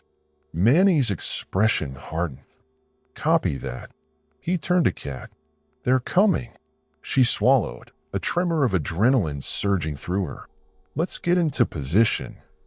Manny guided her back into the house, where Linda and Harriet were already springing into action. Linda checked the video feeds from the perimeter drones while Harriet relayed the info to Bill and the others. Kat noticed how each of them moved with practiced efficiency, a testament to years of military training. Even though they were older now, their minds were razor-focused on the task at hand. For vehicles, Manny reported to the room. "Likely a mix of Reyes men. They'll arrive in a few minutes." Kat took her place in the living room, behind a large wooden desk that Manny had moved there earlier. The plan was for her to remain indoors to greet Reyes if he approached peacefully. If he barged in with guns blazing, he'd be met with cameras rolling and a house full of armed veterans ready to defend her. The front windows, discreetly fortified with bullet-resistant film, afforded Kat some protection if the cartel opened fire. Heart-thudding, Kat glanced at the clock, 8:27 p.m. The summer sky outside was now awash in deep blues and purples. She exhaled, bracing herself. Moments later, Manny's radio crackled again. Vehicles turning onto the driveway. "Looks like they're coming in slow." In the yard, the glow of headlights swept across the grass. Kat peeked out the window and saw 4 black SUVs crawling forward. Their tinted windows obscured the occupants. The lead vehicle stopped about 50 feet from the porch, the others fanning out behind it. Engines idled, casting murky beams of light across the yard. A single door opened on the lead SUV. Victor Reyes stepped out, flanked by 2 armed men. Dressed in a sleek black suit, he looked every bit the cartel lieutenant, exuding confidence and menace. Under different circumstances, Kat might have admired his poise. But after all he had done, burning her flags, threatening her life, she felt only revulsion. She steadied her breathing and placed a hand on the butt of her pistol. Manny gave her a small nod from across the room, as if to say, "We've got you." Then he slipped out the side door to circle around, making sure Reyes had no illusions about their strength in numbers. Outside, Victor Reyes took a few steps forward. The 2 men behind him leveled their rifles, scanning the porch and windows. One aimed a flashlight at the house, illuminating the porch railing and the front door. Kat tensed, wondering if they would simply open fire. No shots came. Instead, Victor called out, his voice carrying through the night. "Kat Holloway, you said you're ready to talk." "I'm here." Kat exchanged a glance with Linda and Harriet, who nodded encouragement. She stepped to the open front door, keeping her body partially protected behind the wall. She flicked on the porch light, revealing her silhouette. "I am," she said, "but only if you come unarmed." Victor smirked, as though he found the request amusing. "Unarmed? Do you think I'm foolish enough to walk into your house without protection? I know you've got people here." "Then we have nothing to discuss," Kat shot back, trying to keep her voice firm. Inside, her stomach churned with nerves. Victor hesitated, scanning the property. Even from her vantage point, Kat could see how he stiffened, noticing the discreet outlines of men and women along the tree line. A flash of uncertainty crossed his face. He'd come expecting an easy intimidation. Instead, he saw far more potential resistance than he anticipated. "All right," he said, forcing a thin smile. "Let's talk outside then. Just you and me. No guns." Cat considered it.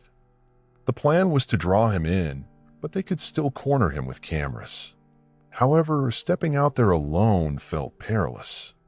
A voice buzzed in her earpiece, Linda Chin, who'd given Cat a discreet earbud for communication. "It's okay," Linda whispered. "We have you covered from every angle." "Do it." Cat steeled her nerves and took one step onto the porch, carefully letting the screen door shut behind her. "Fine. Come closer. Tell your men to stay back." Victor gestured to his guards, who reluctantly halted, rifles still in hand.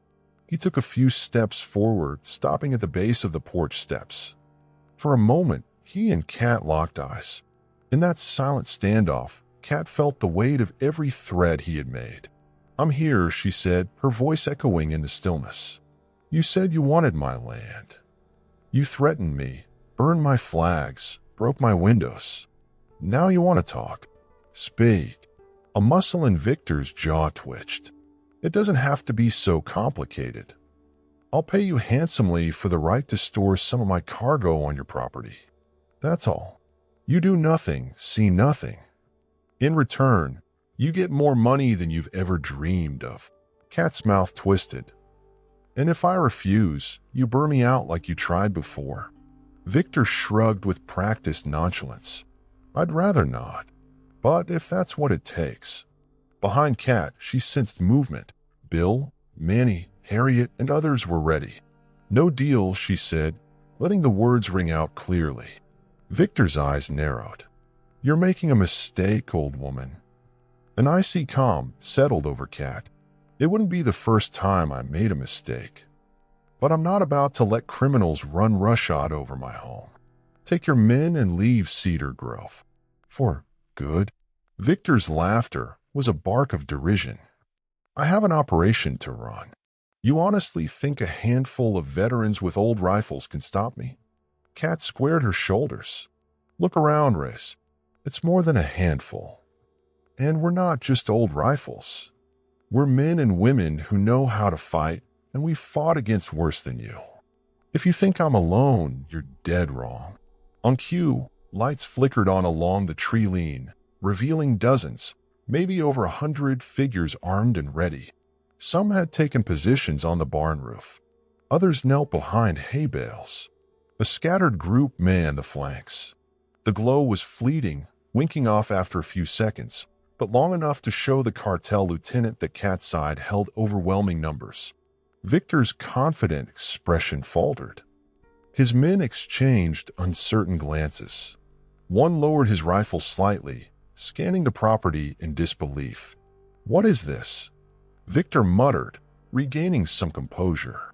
"It's my family," Cat said simply, her voice carrying the weight of decades of loyalty. "And if you don't leave peacefully, we're prepared to defend this land." For a tense moment, no one spoke. The forest held its breath. Then Victor's lip curled in a sneer. "You're bluffing. You might be old soldiers, but that doesn't give you the right to challenge me." A subtle motion from Manny, hidden behind a nearby tree, signaled Harriet to flip on a second set of floodlights. Instantly, the yard was bathed in bright illumination. Reyes and his men flinched at the sudden glare, blinking. Now they could see more clearly men and women of various ages, guns trained on them from multiple angles. At least 4 or 5 cameras were visible, capturing every move. "You still think I'm bluffing?" Cat said softly.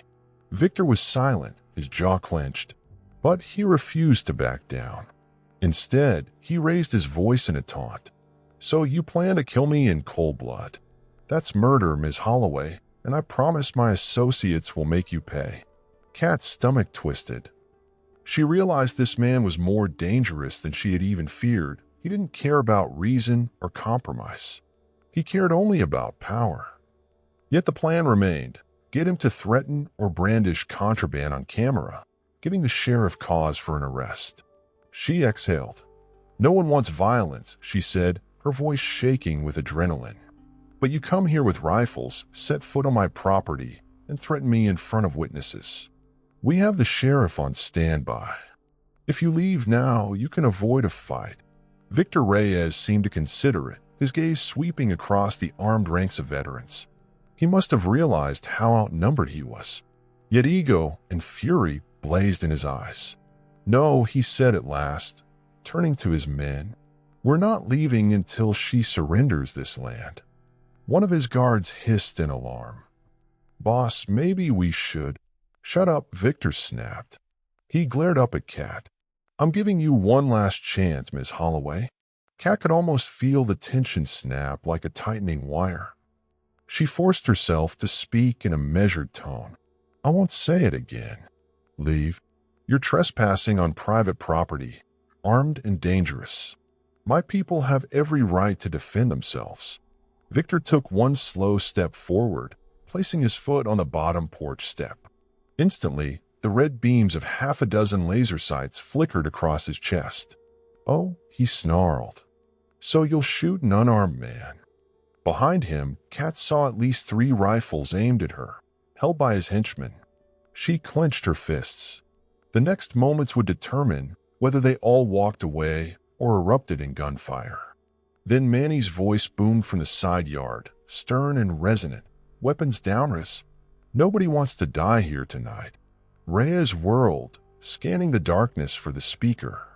Manny remained partly concealed, but the muzzle of his shotgun was visible. Soft gasps rose from the other veterans, many bracing themselves for the worst. Kat dared to hope that Reyes might see reason. But the cartel lieutenant's face twisted with rage. "Kill them," he hissed to his men. "Kill them all." In that instant, time seemed to slow. Kat saw muzzle flashes, heard the thunder of gunfire erupt from the cartel side. She dropped low, pressing herself behind the doorframe. Bullets whizzed overhead, splintering wood. The roar of retaliation came from the veterans, a volley of shots aimed into the vehicles and at the men who opened fire. Harriet yelled an order, suppressive fire, as Manny's shotgun boomed in the distance. The plan to avoid bloodshed had lasted only seconds.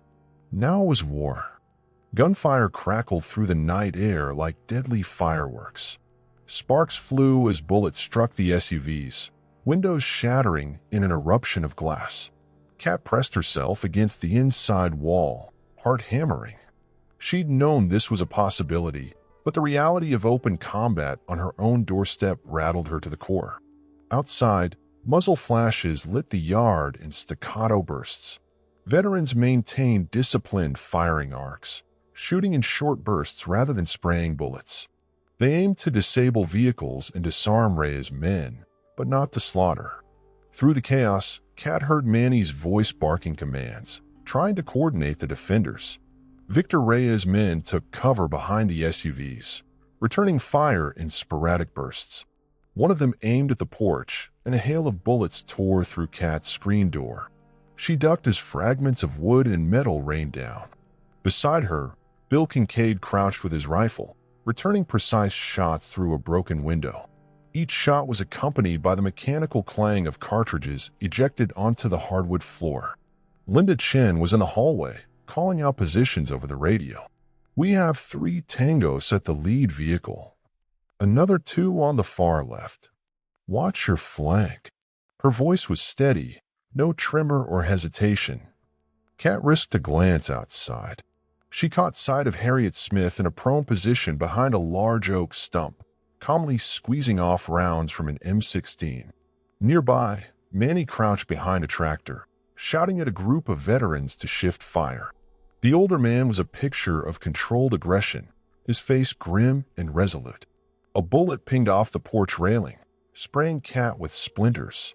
She jerked back, adrenaline surging. The house shuddered with impacts as stray rounds battered the exterior. "My God," she thought, "they're shooting up my home." Anger flared, fueling a clarity that pushed aside her fear. She felt the old soldier's reflex snap into place. For the first time since Vietnam, Kat Holloway engaged in direct combat. She raised her M1911 and fired through the jagged hole in the front door, aiming low at the tires of the nearest SUV. The .45 barked, and she saw a tire explode in a spray of rubber. The vehicle slumped, making it harder for the gunman to maneuver behind it. A red laser sight danced across her chest through the broken doorway. She dove aside, heart pounding as a barrage of bullets ripped into the wall where she'd been. That was close. She scrambled on hands and knees to the other side of the room, taking cover behind an overturned table. Bill gave her a tight nod. "You all right?" "Fine," she managed. "Just pinned." He swung his rifle around, giving her covering fire. Kat's ears rang from the noise, the acrid smell of gunpowder thick in the air. Outside, smoke rose from the engine block of the lead SUV, either from a stray bullet or a well-aimed shot. The flicker of small flames danced in the shattered headlights. Amid the firefight, Kat glimpsed something on the ground. One of Reyes' men lay motionless, evidently hit. Another crawled behind a wheel well, clutching his arm. The veterans had the advantage of numbers and prepared positions, but Reyes' men were lethal and desperate. Suddenly, a booming voice cut through the chaos, none other than Victor Reyes himself, bellowing from behind the second SUV. "Retreat to the cabin. We'll regroup there." He fired off a pistol shot, the muzzle flash lighting his furious features. The remaining cartel gunmen began to fall back, dragging their wounded with them. They fired sporadically at the tree lean and porch to keep the veterans at bay. Manny's voice rang out, "Hold fire, let them go. We've got them on camera." Gradually, the gunfire ebbed. The retreat was disorganized but swift. Victor Reyes and half a dozen men scrambled into two of the SUVs that still ran. Engines roared, tires squealed, and the vehicles careened out of the driveway, weaving around the disabled ones. A wounded man tried to hobble after them, but they left him behind, abandoned in the yard. When the roar of engines faded down the road, a tense silence descended over Kat's land. For a moment, no one moved. Then Manny stood, shotgun raised, scanning the darkness. "Cease fire," he called. "Cease fire. Everyone hold your positions. Check for casualties." Kat let out a trembling breath, lowering her pistol. Her arms shook from the aftershock of firing a weapon in earnest. Bill rested a hand on her shoulder. "You did good," he said, voice tight. "We're still alive." She nodded, swallowing hard. The house was riddled with bullet holes, glass strewn across the floor, and smoke drifting in through the shattered windows. Still, they had driven Reyes back, captured footage of his armed assault, and hopefully they had avoided any fatalities on their own side. Harriet Smith came in through the front door, stepping gingerly around broken wood. "Everyone okay in here?" she asked, scanning the room. She spotted Bill and Kat crouched behind the overturned table. "Either of you hurt?" They shook their heads. Bill jerked a thumb toward the yard. "We see any friendly casualties out there?" "Couple of grazes, nothing fatal," Harriet replied. "Doc Townsend is already treating them." Kat closed her eyes in relief. "Thank God." Linda Chin emerged from the hallway, phone in hand. "Sheriff Tucker is en route," she announced. "We have everything on camera." Reyes shot first. Manny appeared in the doorway. Sweat beaded his brow, and streaks of dirt smeared his face. "He left two of his guys behind," he said grimly. "One's unconscious, shot in the leg. Another's dead. We're giving medical aid to the wounded one. We called for an ambulance." Kat's stomach churned at the news of a death, even if it was an enemy combatant. She never wanted blood on her property. But this was the brutal reality Reyes had forced upon them. He shot first, she told herself, hoping that fact might ease her conscience. She stepped outside, gingerly maneuvering around shell casings and debris. The summer night had grown oppressively still, the smells of cordite and burned rubber lingering in the air. Flickers of headlights along the main road heralded the arrival of law enforcement and the local ambulance. Sheriff Tucker's cruiser pulled into the yard, followed by two additional squad cars. The sheriff climbed out, face drawn with tension. He surveyed the scene, one cartel man lying dead near the disabled SUV, another leaning against the vehicle, moaning in pain while a pair of veterans administered first aid. Tucker approached Kat, Manny, and Linda. "What the hell happened?" he demanded, though his voice was more resigned than accusatory. Kat swallowed. "Reyes showed up with guns, threatened us again. Then he opened fire. We have it all on video," Linda added, holding up a memory card. "He initiated." Tucker sighed, pinching the bridge of his nose. "All right, let's secure the scene. The paramedics are behind me. I want a statement from each of you." As the sheriff's deputies set up a perimeter and began documenting evidence, paramedics hurried in to tend to the wounded. The veterans quietly cooperated, turning over spent casings and describing events with precise detail. Many of them, having been in military police or security roles, understood exactly how to catalog evidence. Some even helped chalk outlines and mark bullet impacts. The hush that followed felt surreal. Kat found herself standing on her porch, gazing at the bullet holes in her door, the broken window, the flagpole that had once displayed her tattered American flag. Ghostly images of Vietnam flickered in her mind: smoke-filled skies, frantic medevac landings, the metallic tang of blood. She closed her eyes, inhaling shakily. "It's over for now," she reminded herself. Manny approached, placing a gentle hand on her shoulder. "Kat, you should get some rest." She shook her head, scanning the battered yard. "Not yet. Reyes is still out there. We turned him back," Manny reassured her. "He lost men, left behind evidence of his crimes. With the footage, Tucker can probably get a warrant." Kat's lips formed a grim line. "He'll retreat to that cabin, fortify, and plan retaliation. Or skip town until this all blows over. Either way, we need to finish this." Manny nodded. "Agreed. But at least for tonight, we stopped them. Bill joined them, fresh from helping the paramedics. We also have the wounded cartel guy in custody. That's a big plus. He might talk." Kat exhaled slowly, leaning against the porch rail for support. The adrenaline that had sustained her through the firefight was seeping away, leaving her exhausted and numb. The yard was a battlefield now, one more violation of the peaceful life she tried to build. In that moment, a flicker of movement near the tree lean caught her eye. She tensed, but realized it was just a handful of veterans stepping out from cover. They headed toward her property with expressions of grim relief. Some carried spent rifles, others rolled up cables from floodlights. Their silhouettes in the darkness reminded her of all those nights in Vietnam, when a rescue mission ended and the survivors trudged back, weighed down by exhaustion and the somber relief of being alive. Yes, they had won this skirmish. But the war with Reyes was far from finished. While Kat and her newfound army of veterans regrouped and tended to the aftermath, Victor Reyes seethed behind the wheel of his fleeing SUV. Streetlights blurred by as he tore through the outskirts of Cedar Grove, one headlight shattered from a stray bullet. His knuckles whitened on the steering wheel, rage burning in his chest like acid. Two other vehicles followed, battered and riddled with bullet holes.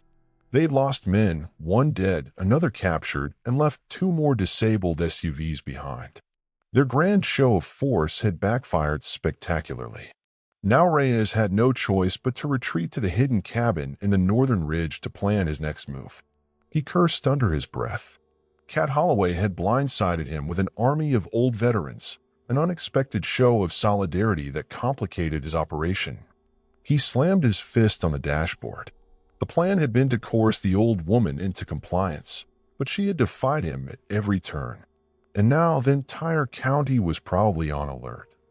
After a tense, silent drive up a narrow dirt road, the trio of SUVs arrive at the cabin, a sprawling structure nestled among tall pines. Yellow light spilled from the windows as armed men rushed out to greet them. Rafe, Reyes' second-in-command, hurried over. "Boss, what happened?" Victor killed the engine, stepping out. Blood spattered his sleeve. One of his men in the back seat had bled out from a chest wound. "They have a damn militia," he snarled. "Old vets, armed to the teeth, and they shot the hell out of us." Rafe's expression darkened. "So it's war. Reyes glared, jaw clenched. Seems that way. We lost Hector. Ortiz got captured. And we left half our vehicles behind. The cops will be sniffing around soon. Rafe looked rattled. What do we do, boss? Victor strode toward the cabin's entrance. Inside, the large living area had been converted into a command post, with tables covered in maps, crates of ammo, and laptops. The stench of stale cigar smoke hung in air. Most of Reyes' men were from out of town, but they recognized the tension in their leader's posture.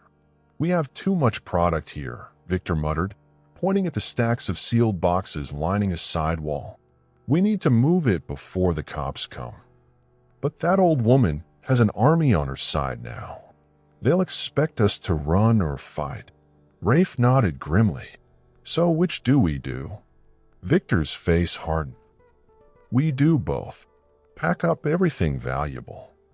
We'll send half our men south with the product. The rest of us will stay, keep the feds busy with a show of force so they don't chase the shipment. Once the product is clear, we skip town. Murmurs rippled through the group as men exchanged uneasy glances. One of them, a muscular enforcer named Chavez, stepped forward. Boss, we lost men tonight. Our advantage is gone. Maybe we should vanish now. Cut our losses. Reyes shot him a withering glare. We can't vanish without our cargo. That cargo is worth millions to the higher-ups. If we lose it, they'll have my head and yours. Understood. Chavez glanced away, cowed. Understood. Victor paced the cabin, mind racing. He couldn't believe how quickly things had spiraled. Cat Holloway was just one old woman, yet she had managed to gather a small army. It seemed half the Vietnam vets in the state had rallied to her. And they have the local sheriff's support, he thought bitterly. He paused at a tall rack of assault rifles. Running a hand over them, he recalled the moment Cat refused his ultimatum, how she confronted him fearlessly. Anger flared anew. I want that woman broken, he growled, pulling an AR-15 from the rack. We'll make a final assault, keep them pinned down while our convoy slips away. Rafe swallowed. When? Soon as we're ready. Tonight, if possible. The longer we wait, the more time they have to fortify. Chavez muttered a curse under his breath. Going up against those vets on their turf might be suicide. That's why we won't do it alone, Reyes snapped. Call in reinforcements. We have connections in the next county. Tell them we're paying double. I want at least 15 more guns here by dawn. The men scurried to comply. Phones were pulled out, frantic calls made. Victor Reyes lingered by the table of maps, clenching his jaw. Despite his bravado, a bead of sweat slid down his temple. The standoff with Cat Holloway had grown far beyond the intimidation tactic he planned. The old nurse had outmaneuvered him, and now he stood on the brink of an all-out war in rural Cedar Grove. He let the AR-15 hang by its strap, eyes roaming across crates of grenades, ammunition, and illicit drugs. If we lose this stash, we're finished, he reminded himself. His superiors in the cartel hierarchy would not forgive failure. Better to die fighting than face their wrath empty-handed. Gritting his teeth, Reyes barked to his men, load what you can into 2 trucks.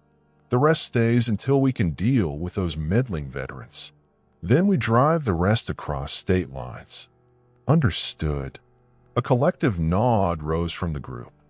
As they hustled to carry out his orders, Reyes stalked to a back room, once the cabin's master bedroom, to wash the bloodstains from his sleeve. Alone with the hiss of running water, he felt his rage intensify. Cat Holloway. That name rang in his mind like a curse. She had challenged his authority, humiliated him, and cost him resources. He would return the favor, even if it meant razing her entire property to the ground. Back on Cat's property, the aftermath of the firefight dragged on into the night. Ambulances, squad cars, and even the county coroner arrived to process the scene. Sheriff Tucker and his deputies took statements from everyone. Bullet casings were collected, photos snapped of every shattered window, every splinter plank. For a time, The yard resembled a war zone more than a homestead. In the midst of this, one of Reyes' wounded men was carefully loaded into an ambulance. He'd taken a bullet through the thigh and lost a fair amount of blood, but Bill Kincaid had stabilized him. Manny Rodriguez spoke quietly with the deputies, ensuring they placed the man under arrest once at the hospital. Kat stood near the ambulance, watching as the paramedics lifted the stretcher inside. The cartel gunman's face was twisted with pain, eyes fluttering. He was younger than she'd expected, maybe late 20s, with a shaved head and tattoos peeking from his collar. She couldn't help but feel a pang of pity. War is hell, she thought, even if it's in your own backyard. Right before they shut the ambulance door, the gunman's eyes flicked to Kat, locking onto her. His lips moved, forming a weak whisper. She stepped closer, curiosity overwhelming her caution. Leaning in, she heard him croak, "I didn't sign up for this." Kat's brow furrowed. The paramedic urged her back, and the doors slammed shut. She remained standing there, thoughts churning. How many young men got roped into the cartel, lured by money or coerced by violence? It didn't excuse their crimes, but it reminded her that not everyone on the other side was a monstrous villain. Victor Reyes, on the other hand, was a different story. She turned to find Manny approaching. He gave her a concerned look. "You okay?" She nodded absently. He said he didn't sign up for this. Manny sighed. Probably some poor kid they recruited. Still dangerous, though. Sheriff Tucker joined them, wiping sweat from his brow. "We're about done collecting evidence," he said, voice weary. "I have enough probable cause to issue a warrant for Victor Reyes' arrest on multiple charges. Attempted murder, weapons violations, you name it. But the problem is, we need to find him." Manny set his jaw. "He's holed up in that cabin. We can show you where it is." Tucker's eyes flicked to the mass of veterans milling about the yard. "I can't just lead a raid on a heavily armed cartel hideout with the tiny force I have.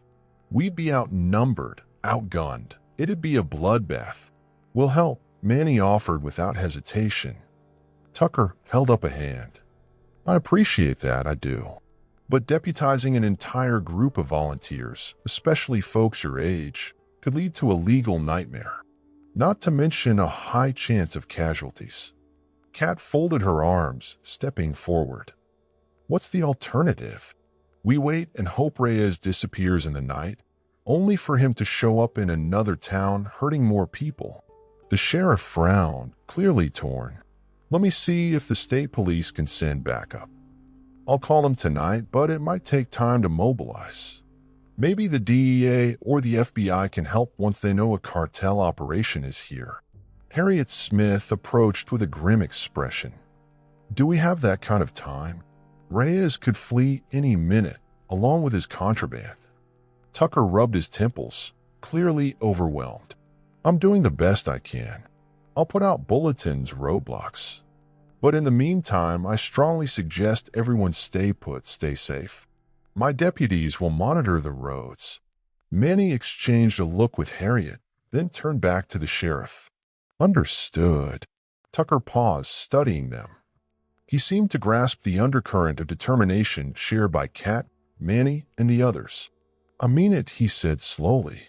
"Don't take matters into your own hands. Things have already gotten ugly."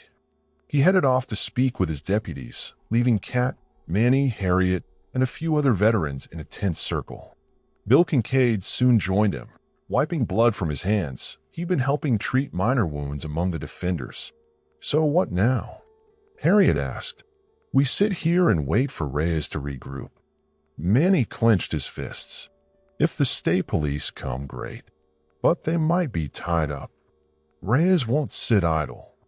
He'll either attack again or bolt." Kat took a shaky breath. "We need to figure out a strategy. We can't let him vanish. We also can't let him assault us again." Arthur Blevins cleared his throat. "We could keep a rotating watch on a road up to that cabin, observe the place from a distance, see if they try moving out." Manny nodded. "Yeah, a small recon team, well hidden, could track any vehicles leaving." We'd radio the sheriff if we see them pulling out with cargo. Harriet tapped her chin. We might even set up a roadblock, though that skirts the edge of vigilantism. But if we simply watch from a distance, we can keep them pinned without direct confrontation. Give the feds time to arrive. Bill Kincaid let out a low whistle. But if Reyes notices us, we could be in for another shootout. A heavy silence fell, each weighing the risks. Then Kat spoke quietly, voice steady with resolve. I don't want more bloodshed, but we can't hide from him either. We'll do the watch. Just keep it small, discreet. The rest of us fortify here. Manny exchanged a nod with Harriet and Arthur, who volunteered to lead the recon. We'll leave a few hours before dawn, Harriet said. Under cover of darkness, we'll find vantage points near the cabin. Kat pressed her lips together. Be careful. A tight circle of understanding passed among them. They would keep Reyes under surveillance, limiting the chance of another brazen attack on Kat's property. In the meantime, Manny, Bill, Linda, and the rest would shore up defenses and wait for official backup. Near midnight, the sheriff and his people finally departed, leaving behind a battered home and a yard pocked with bullet holes. Some of the exhausted veterans drifted into tents or the living room floor to grab a few hours of rest. Kat offered her own bed to an older woman who twisted her ankle. She herself slept on the couch, if one could call it sleep. Her mind refused to settle, replaying the firefight in endless loops. By the time the thin light of dawn crept through the windows, Kat felt more drained than ever. Still, she pushed off the couch and began making coffee for whoever needed it. Harriet and Arthur had already left with a small team to begin their recon near Reyes' cabin. Manny, sipping coffee, joined Kat in the kitchen. He looked as tired as she felt. He'll either come at us again or cut and run, he said quietly. Kat nodded. Either way, we'll be ready. He gave a thin smile, placing a comforting hand on her shoulder. You always said that in Nam. We'll be ready. And you were. She let out a soft laugh laced with melancholy. I guess it's in my nature. Outside, a gentle breeze stirred the pine trees, carrying the scent of sap and morning dew. The shattered remnants of Kat's windows were boarded over, bullet holes patched as best they could manage overnight. The property resembled a fortress, an armed camp of retirees and younger vets, united by a single cause. All they could do now was wait for news of Harriet's recon and for Victor Reyes' next move. Harriet Smith crouched behind a fallen log at the edge of a rocky outcropping, binoculars pressed to her eyes. Next to her, Arthur Blevins adjusted the frequency on a military-style radio, while two other veterans, Niles and Jeremiah, kept watch. They wore camouflage jackets, old army hats, and carried rifles with scopes. Before them, across a narrow valley, sat the cabin where Victor Reyes had dug in. In the early dawn light, Harriet could make out men moving around the yard, transferring crates between a garage and two pickup trucks. The hush of the forest enveloped them, broken only by the occasional rustle of animals or the low murmur of voices that drifted up from the cabin. Harriet lowered her binoculars, turning to Arthur. They're definitely loading something into those trucks. Could be the contraband. Arthur hummed in agreement. Looks like they're in a hurry too. My guess? They plan to move out soon. Niles, a stocky ex-Marine, leaned forward. We could sabotage the trucks. Harriet shook her head. No, our instructions are recon only. We don't want to provoke them unless necessary. We let the sheriff know if they move. Niles frowned but nodded. They all understood the stakes. Any unauthorized action could trigger another shootout, potentially harming innocent people. So Harriet keyed the radio. Base, this is Eagle Watch. Over. After a moment's static, Manny's voice came through. Go ahead, Eagle Watch. We have visual on multiple armed men loading crates into two pickup trucks. They appear to be prepping to leave. Over. A brief pause followed. Copy that, Manny replied. Stand by, Harriet. Sheriff Tucker is contacting state police. Maintain observation. Harriet confirmed and ended the transmission. She glanced around. The vantage point they'd found was well concealed. Dense shrubbery and a mossy log provided natural cover, while the rising slope behind them masked their silhouettes. Still, she worried about patrols. Reyes wasn't a fool. He might have men scouting these woods. They had to stay silent and hidden. A few minutes later, the cabin yard bustled with even more activity. A jeep arrived from a dirt trail, carrying several more men. Harriet counted at least 5 fresh faces, each heavily armed. She signaled to Arthur, who adjusted the binoculars. "Reinforcements," Arthur muttered. "We're outnumbered by a wide margin." Harriet's gut tightened. Reyes was doubling down, which meant a larger confrontation was brewing. If they let Reyes gather enough manpower, even Kat's formidable veteran force might be overrun. She keyed the radio again, relaying the update about new arrivals. Manny's voice came back, tension evident. "Understood. We'll coordinate with Tucker. Keep watching." Over and out. Minutes ticked by, slow as molasses. The men at the cabin moved with urgency, stacking crates in the back of the pickup trucks, shouting orders. Harriet tried to pick out Victor Reyes himself, but didn't see him. Maybe he was still inside, orchestrating final details. Then a sudden shout in Spanish echoed through the trees, followed by the sharp bark of dogs. Harriet stiffened. They have guard dogs now. She heard frantic barking drawing closer to the edge of the property. Her heart skipped. If they released dogs into the woods, Harriet's team could be discovered. Arthur's eyes widened. "We might need to pull back," he whispered. "If those dogs catch our scent." He didn't need to finish. Harriet signaled to Niles and Jeremiah. They began retreating, moving in a low crouch.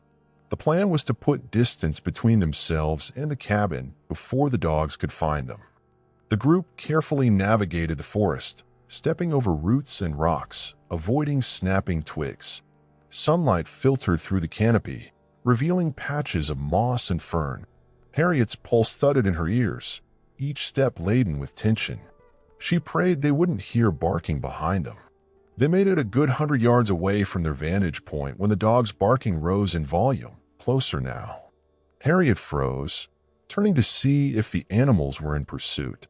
Through a gap in the trees, she spotted 2 large German shepherds bounding along a trail, guided by a man with a rifle. Jeremiah cursed under his breath. "They're searching the perimeter." Harriet's mind raced. They could keep retreating, but the dogs might pick up their trail anyway. Alternatively, they could hide, hope the dogs passed by without noticing. She quickly scanned the terrain and spotted a fallen pine trunk forming a small hollow in the ground behind it. "Over there," she hissed. The team slipped behind the trunk and crouched low. She motioned for them to cover their faces and remain still. The aroma of damp earth filled her nostrils as she pressed herself against the ground, rifle cradled in her arms. Her heart thundered. The barking grew louder. Harriet risked a quick peek. The pair of German shepherds dashed around the forest floor, sniffing and whining. The man holding their leashes wore combat fatigues and a black cap, scanning the undergrowth with keen eyes. Harriet could see the muzzle of his rifle sweeping across the foliage. For what felt like an eternity, the dogs circled, snapping at bushes and pawing the ground. The man tugged on their leashes, muttering curses under his breath. The tension was excruciating. Harriet's thigh muscles trembled from holding still. She thought of Kat, Manny, and the rest, silently willing these beasts to move on. Then the wind shifted. The dogs pricked their ears, sniffed the air, and let out a low growl. They turned in the direction of Harriet's log. "They've picked up our scent." Harriet's pulse spiked. One of the shepherds let out a sharp bark, straining at the leash. Arthur met her gaze, face tight. Niles' hand crept to his rifle, but Harriet shook her head. The last thing they needed was to start a firefight. The dog's handler jerked on the leash, guiding them closer. The snap of a twig behind the dogs drew their attention away. A deer, perhaps sensing danger, bolted from a nearby thicket. The dogs lunged after it, barking furiously. For a moment, the handler struggled to control them. He shouted in Spanish, yanking on the leashes. Then he cursed, pivoted, and followed the dogs, who dragged him deeper into the woods in pursuit of the fleeing animal. Harriet let out a silent breath of relief. They remained perfectly still until the barking faded into the distance. At length, she motioned for the group to move again. They crept deeper into the forest, away from the cabin's perimeter. When they were sufficiently distant, Harriet quietly radioed Manny. "We had to pull back. They're patrolling with dogs. Possibly found our vantage point. But we confirmed they're prepping at least 2 trucks, plus reinforcements arrived." "Over." "Copy," Manny said. "Good work. Come back when you can." They pressed on, wending through the thick pines until they reached a narrow game trail that led back toward Kat's property. The morning sun cast long rays, but Harriet still felt the chill of close danger clinging to her. Half an hour later, they stepped into a clearing near the main road, where a battered old pickup waited. One of the veterans had dropped them off earlier. The small team piled in, scanning the surroundings for any sign of cartel watchers. Satisfied, they rumbled away, dust kicking up behind them. As Harriet drove, her mind buzzed with a new intel. Reyes is amassing men, preparing trucks. That spelled trouble for Cedar Grove. He'll either come at us again or flee. Either way, we need to be ready. She pressed the gas pedal, urging the old pickup faster. Time was running out. By mid-morning, Harriet and her recon team returned to Kat's property, dusty and weary. They gathered with Manny, Kat, Linda, Bill, and several other senior veterans in the living room, now patched up and partially fortified with plywood over broken windows. The tension in the air was palpable. Harriet detailed everything: reinforcement to the cabin, dogs on patrol, 2 trucks being loaded. When she finished, Manny rubbed his chin. "Sounds like they'll try to move their contraband soon." Bill Kincaid nodded. "Or they'll strike at us again to cover their escape." Linda Chen frowned at the mention of the dogs. "So we can't easily spy on them again." "They're stepping up security." Kat placed a hand on her hip, eyes fixed on the map spread across the dining table. "Reyes is cornered, but cornered animals are the most dangerous." Manny sighed. "I spoke with Sheriff Tucker again.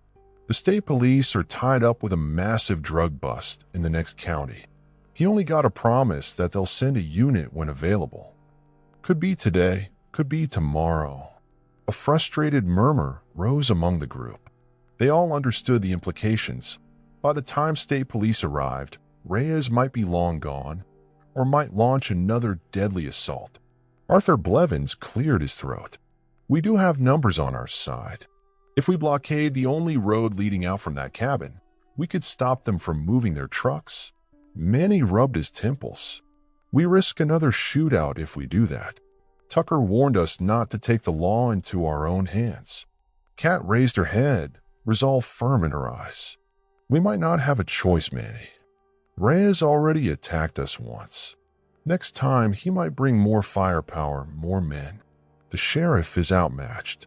If we wait for official reinforcements, we could lose the advantage, and innocent people could die." A heavy silence descended. Each person weighed the danger against the moral quandary. Finally, Manny nodded. "We set a blockade on the main road near that cabin. Not too close, or they'll see us. We'll place watchers around it, hidden in the tree line.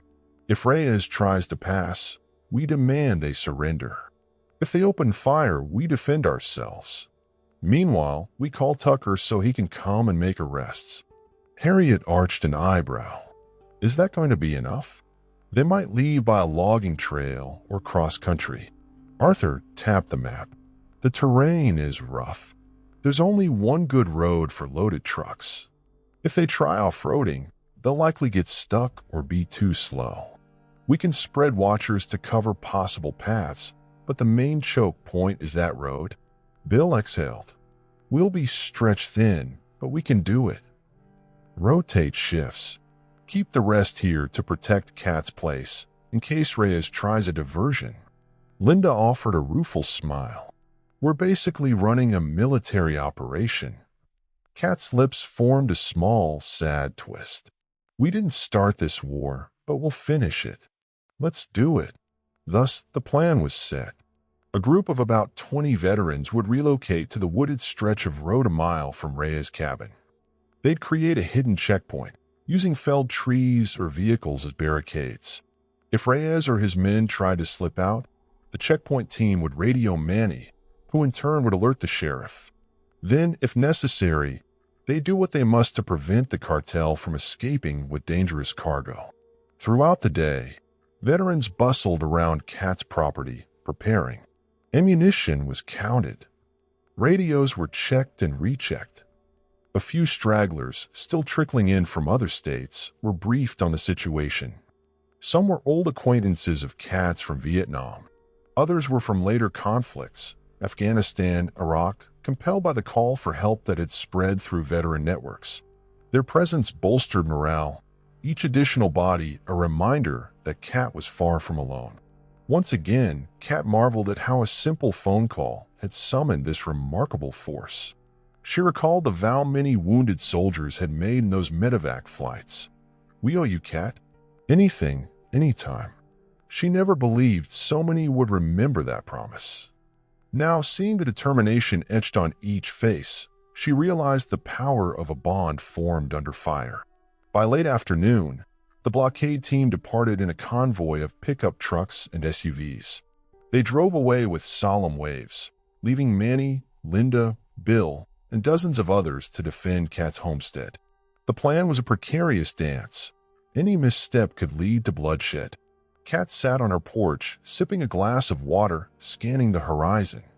She recalled the nurse's vow she'd once taken to preserve life. Now, ironically, she was at the heart of a standoff that might force her to take lives, or watch her friends risk theirs. It weighed heavily on her. Please let Reyes see reason, she silently prayed.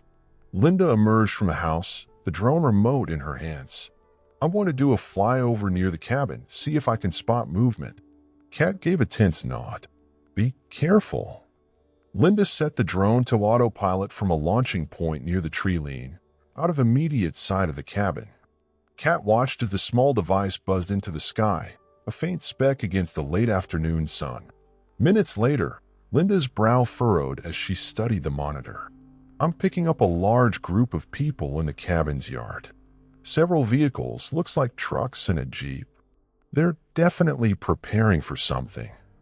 Kat felt her stomach twist. It's starting. She grabbed her radio. Manny, are you seeing this? Yeah, Manny's voice crackled back. The blockade team is in position.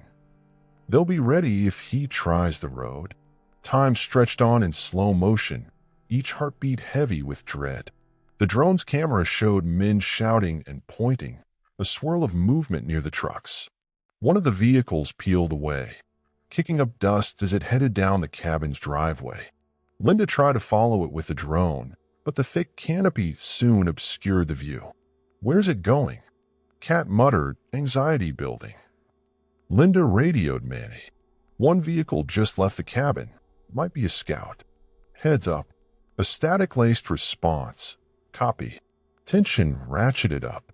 Every passing minute felt like an hour. Kat's mind raced with worst-case scenarios. Reyes launching a sneak attack from a different road, or ambushing the blockade team, or returning to her property with overwhelming force. She tried to steady herself by pacing the porch, arms crossed tightly. As the sun dipped toward the horizon, painting the sky in oranges and reds, Manny walked up the porch steps. His face was grim. The blockade team just reported that a black jeep sped by on a side trail, but didn't approach them. Could be scouting. Kat nodded. So they know about the roadblock now. Likely. Manny's gaze shifted to the battered yard, still showing scars from the previous shootout. We should brace ourselves. If Reyes can't move his product out easily, he might try to crash through or slip away in the dark. Linda lowered the drone remote, her expression tense. Or he'll circle back here to create a diversion. Maybe even hold hostages. He's desperate. A chill ran through Kat. She envisioned Reyes storming her property with an even larger force, determined to break them. Then we need to be ready again. Bill Kincaid joined them, adjusting his sidearm. If he hits us here, we'll hold the line. The others will cut off his retreat. One way or another, he's not leaving Cedar Grove with those crates. Kat looked at the lengthening shadows, the hush settling over the pines. She knew that once darkness fell, the advantage shifted to those who operated comfortably under its cover. Reyes could attempt infiltration or slip away without detection. The next few hours would be critical. She took a breath, trying to steady the swirl of fear and determination inside her. Her gaze drifted to a tattered piece of cloth pinned near the porch railing, the remnants of her second burned flag. She had kept it there, a reminder of the desecration Reyes had committed, a symbol of all that was at stake. "We'll see this through," she murmured, half to herself. "We didn't come this far to let him walk." Manny placed a gentle hand on her shoulder. "We'll finish it together." And so they waited, hearts pounding, while the last traces of daylight ebbed away. War loomed on the horizon, one final clash that would determine the fate of Cedar Grove and whether Kat's makeshift army of loyal veterans could overcome a cartel's ruthless ambition. Darkness settled over Cedar Grove, a thick cloak that blanketed the woods in black. Stars glimmered overhead, their light swallowed by the towering pines. Crickets sang a steady chorus, oblivious to the tension thrumming through the night. Kat Holloway stood on her porch, accompanied by Manny, Linda, Bill, and a few other key veterans. They'd set up floodlights aimed at the driveway, plus smaller portable lights around the perimeter to prevent a total blackout. Patrols shifted around the property, scanning the tree line with night vision goggles donated by one of the younger vets who had served in Afghanistan. Every so often, Manny's radio crackled with an update from the blockade team. Still no movement, came a hushed voice. "But we hear engines revving in the distance." Another team stationed along a different logging path reported potential activity, saw headlights weaving through the trees, but they turned back. All signs pointed to Reyes testing the perimeter, looking for a weak spot. Kat felt her nerves fray with each passing hour. This waiting game was a special kind of torture, anticipating violence, not knowing when or where it would land. She clung to Manny's calm presence, reminding herself that these men and women knew how to defend a position. Around midnight, Linda's drone footage picked up a surge of movement at the cabin. Several vehicles started up, headlights flashing. The fuzzy night vision image showed men piling into the trucks. A large group remained on foot, presumably to guard the cabin or launch a separate attack. Manny radioed the blockade. "Heads up, they're moving out. Possibly heading your way." 10 seconds ticked by. Then a frantic reply crackled through. "We see them, 2 trucks, an SUV. They're approaching fast. Stand by." Kat's heart hammered. She turned to Manny, lips parted with unspoken dread. He gave her a nod, urging patience. A few moments later, the radio erupted with panicked shouts. "They're ramming our barricade. Returning fire." Multiple hostiles. Static drowned out the rest. Kat's stomach plummeted. Manny gripped the radio. "Alpha Team, do you copy?" "Alpha Team." No response, just muffled gunshots and the screech of tires in the background. "Damn it," Manny spat, turning to Linda. "We have to go help them." She grabbed the keys to one of the trucks. Bill stepped up, rifle in hand. "I'll stay with Kat. Keep the homestead protected." Manny nodded. "Good." "Linda, Arthur, Harriet, you're with me." A handful of other vets rushed to follow. Kat's face tightened. "Be careful," she urged. She wanted to go, but Manny shook his head. "We need you here. If Reyes is sending a second wave to attack the house, you're the one who can coordinate defense." He locked eyes with her, a moment of deep understanding passing between them. She gave a curt nod, breath trembling. "Go." In a flurry of motion, Manny and his strike team jumped into 2 vehicles, peeling down the driveway. Their taillights vanished among the trees, leaving Kat and the others behind to brace for a potential assault from another angle. Bill turned to Kat, speaking low. "We need to be ready. If Reyes is attacking the blockade, that might be a diversion." She swallowed, steeling herself. "Positions, everyone," she ordered. The veterans scattered to their posts. Kat and Bill retreated inside, scanning the perimeter through the bullet-scarred windows. Minutes crawled by.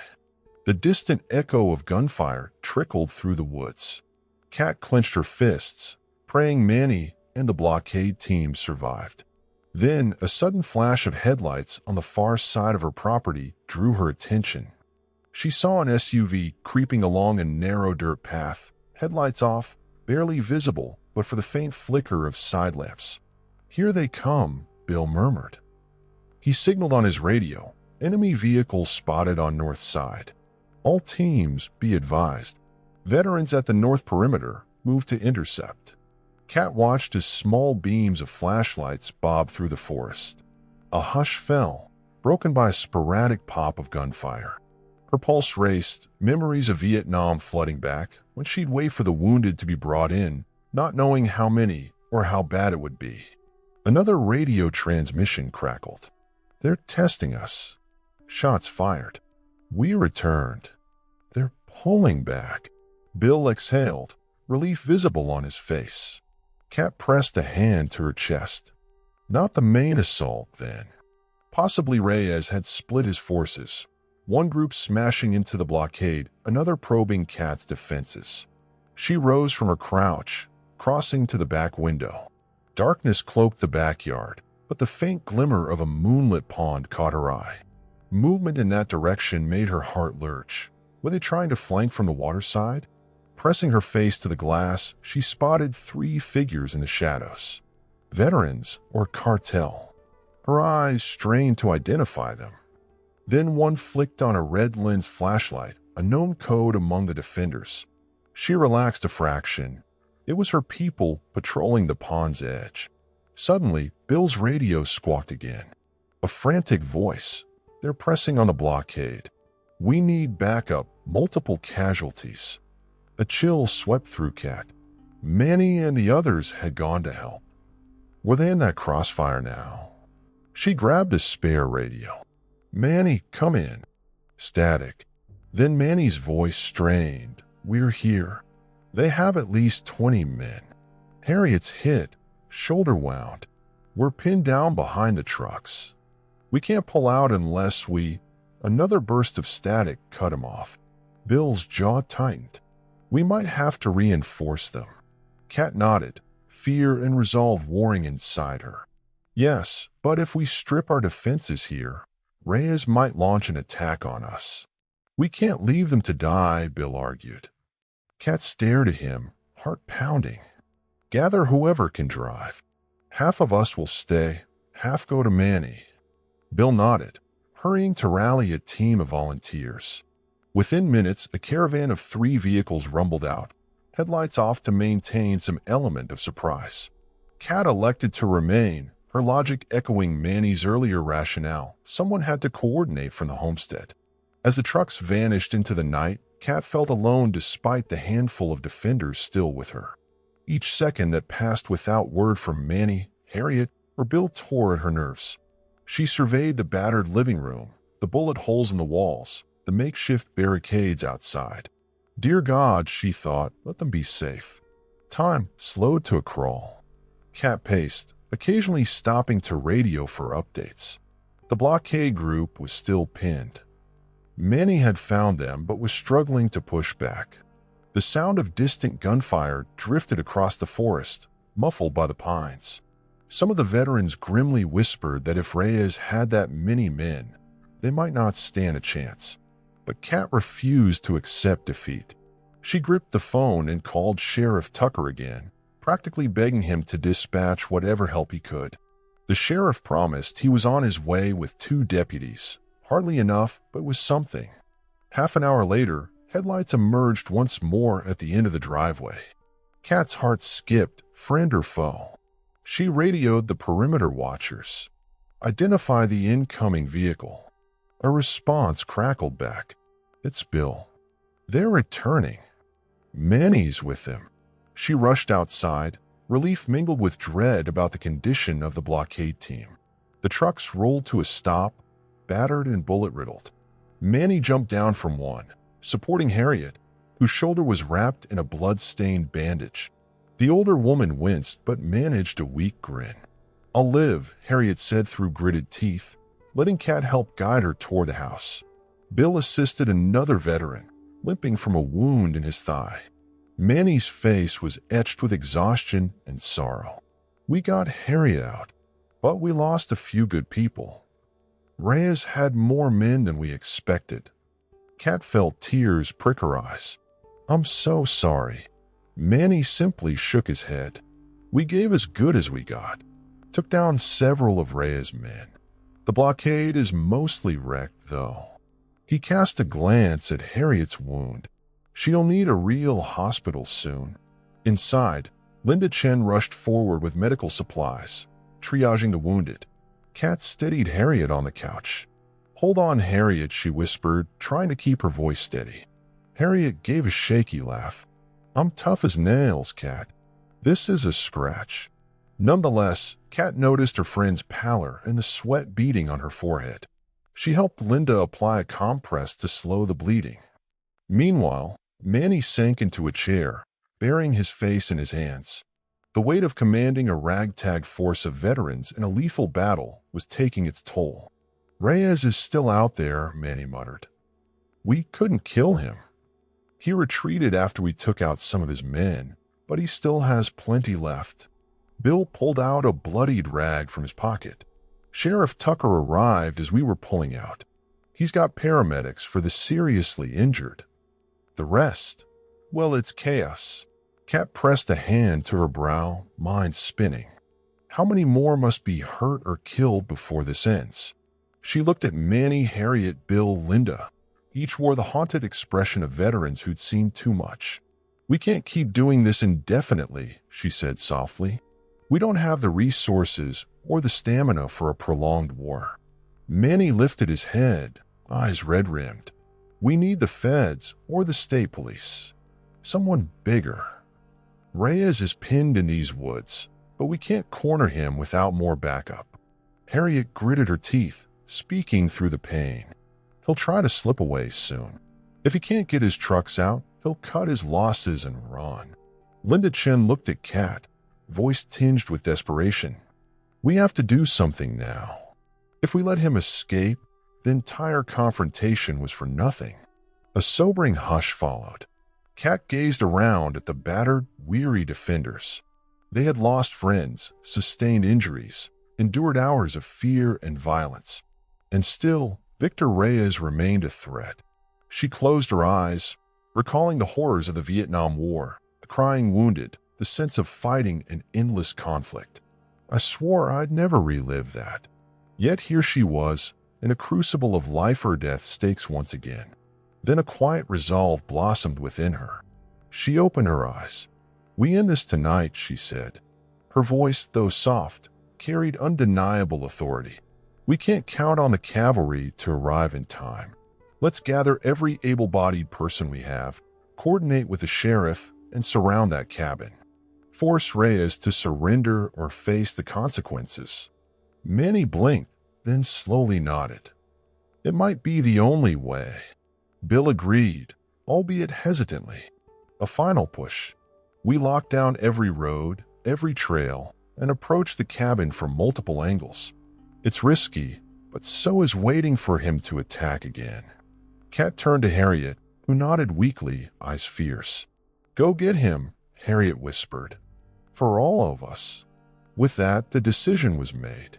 The veterans would muster what remained of their strength, form a coordinated assault, and push toward the cabin at dawn, just as the sunlight crested the trees. It would be the last stand, one way or another. Even as Kat gave the order, fear tugged at her heart. She knew some of them might not come back, but she also knew that if they let Reyes slip away, Cedar Grove would never truly be safe. No more waiting. No more half measures.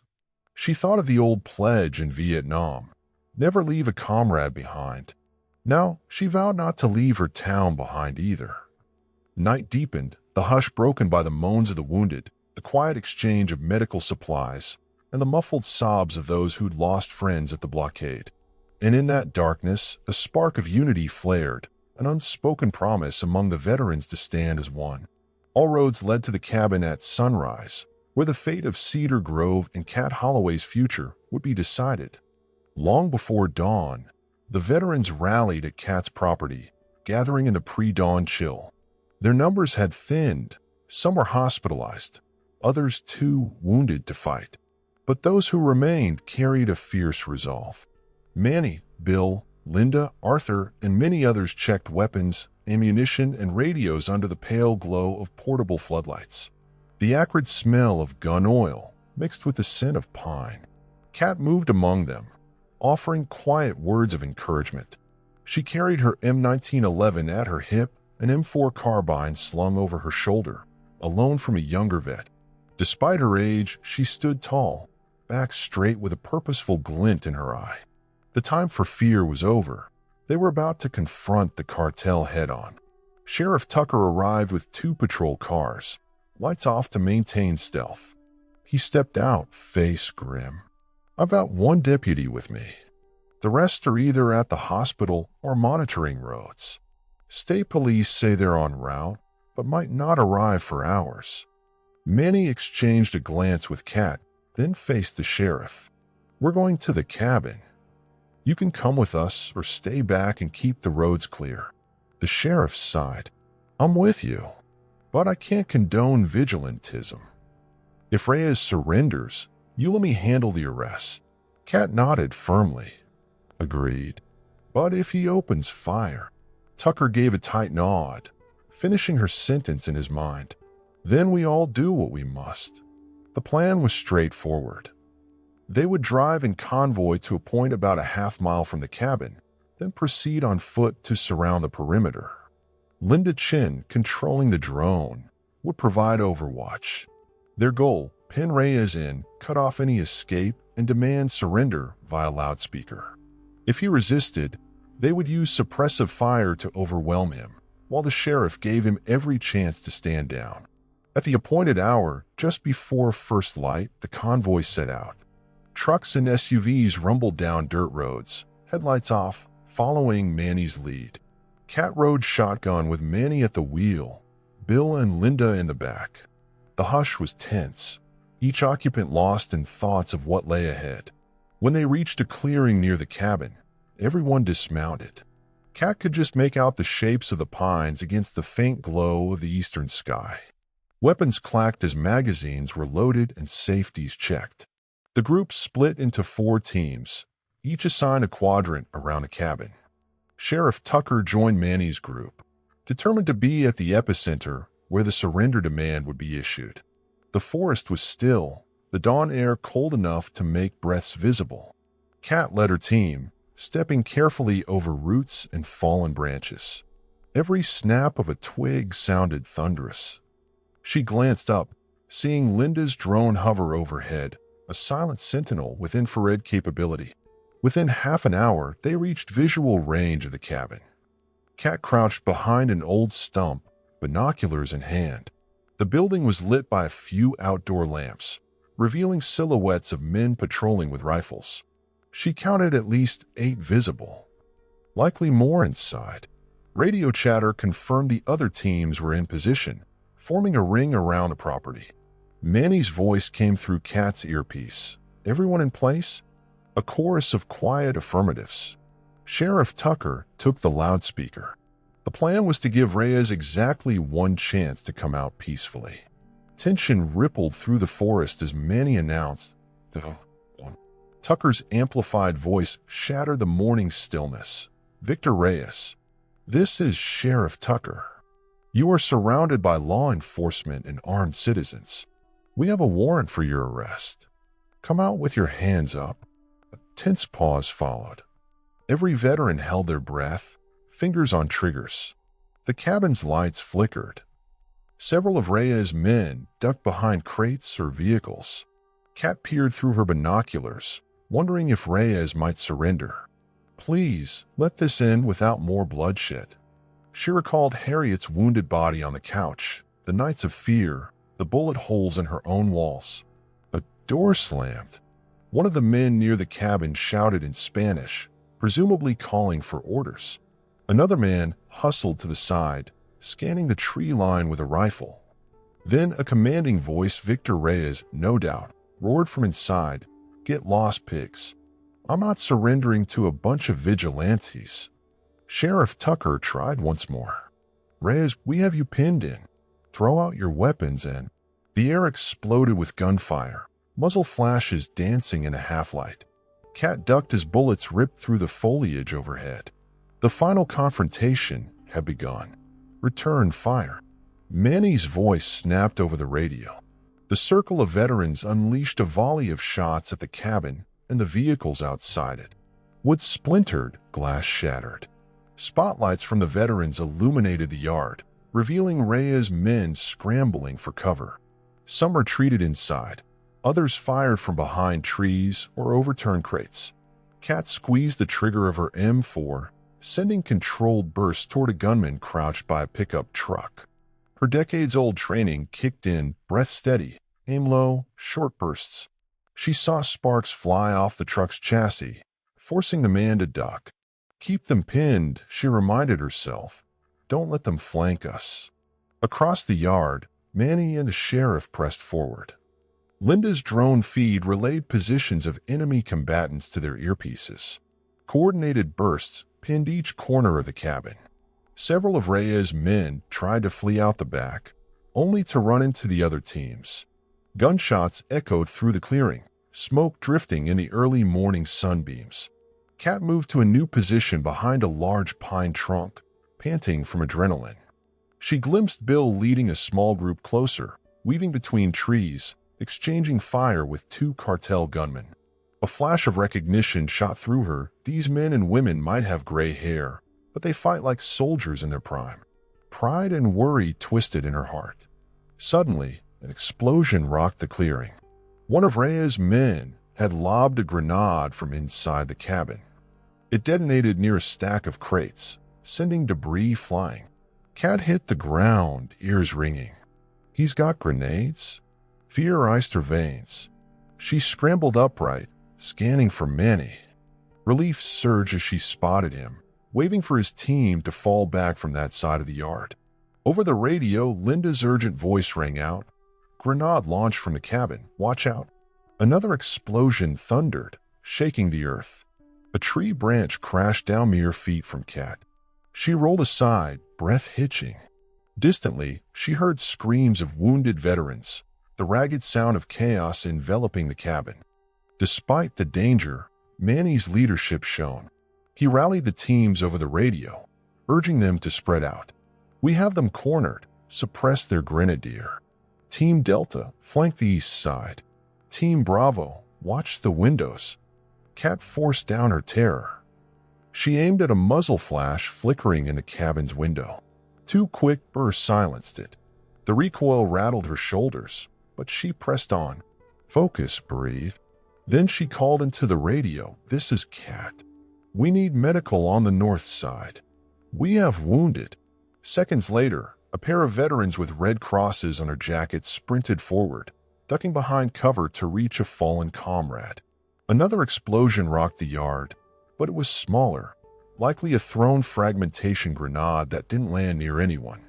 The barrage slowed. Reyes' men were running out of explosives. Shrill cracks of rifle fire persisted, but in diminishing intensity. Through the smoke, Kat glimpsed a group of cartel fighters huddled behind a pickup truck, pinned by Manny's relentless onslaught. Then a new voice roared, "Fall back. Fall back inside." Kat recognized it as Reyes, rallying his men to retreat into the cabin for a last stand. The yard fell into a tense lull, littered with spent casings, shattered wood, and injured men. Manny used the pause to push forward with a half-dozen veterans, taking cover near the vehicles. Kat advanced too, her M4 at the ready, flanking from the left with Bill. Then Manny bellowed, "Sheriff Tucker, move in." The sheriff and his deputy dashed across the yard, pressing against the cabin's exterior. Tucker shouted into a bullhorn, "Last chance, Reyes. Throw out your guns." No answer, only silence inside the bullet-riddled cabin. Then the door banged open. Victor Reyes emerged, rifle in hand, eyes blazing with hate. He raked a burst of gunfire across the yard. Tucker dove behind a barrel, bullets whizzing overhead. The deputy fired back, but Reyes ducked behind the doorframe. The short exchange was enough for Manny and Bill to maneuver around the corner, ready to breach.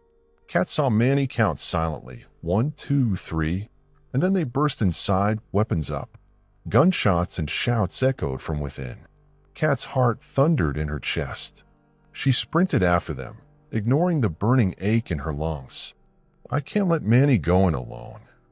Bill had gone first. Manny was second. By the time Kat reached the doorway, a volley of shots rang out, flickers of muzzle flashes lighting the dim interior. Inside, the cabin smelled of gunpowder and splintered wood. Bill was crouched behind a fallen table, exchanging fire with a corner of the room. Manny was on the floor, groaning, clutching his leg. Blood seeped through his pants. "Manny!" Kat's mind roared. Without hesitation, she dove to Manny's side, keeping low. "Hang on," she hissed, pressing a hand to his wound. He gritted his teeth, sweat beading on his brow. "Get Reyes," he gasped, voice tight with pain. Across the room, a muzzle flash flared. Victor Reyes, half hidden behind a couch, returning fire in desperation. Bill pinned him down with bursts from his rifle, but Reyes lobbed a wild shot back. The bullet cracked into Bill's cover, sending splinters into his arm. Cat pulled Manny out of the line of fire, heart hammering. "Stay with me." She grabbed Manny's radio, calling outside for a medic. Then her eyes flicked to Bill, pinned by Reyes. He needs backup now. Stealing her courage, Cat lifted Manny's shotgun, left behind in his scramble. She propped it against her shoulder, then shouted, "Reyes, drop your weapon." A laugh, ragged and cruel, echoed from behind the couch. "Burn in hell, old lady," he spat. A fresh spray of bullets tore into the wooden floor mere inches from Manny's legs. Cat forced her trembling hands to steady.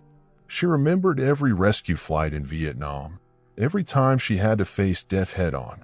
Now was no different. Leaning out from behind the table, she saw Reyes' head and shoulders. She fired once, the shotgun's deafening roar shaking her bones. The buckshot ripped into the couch, spraying stuffing. Reyes howled in rage, ducking lower.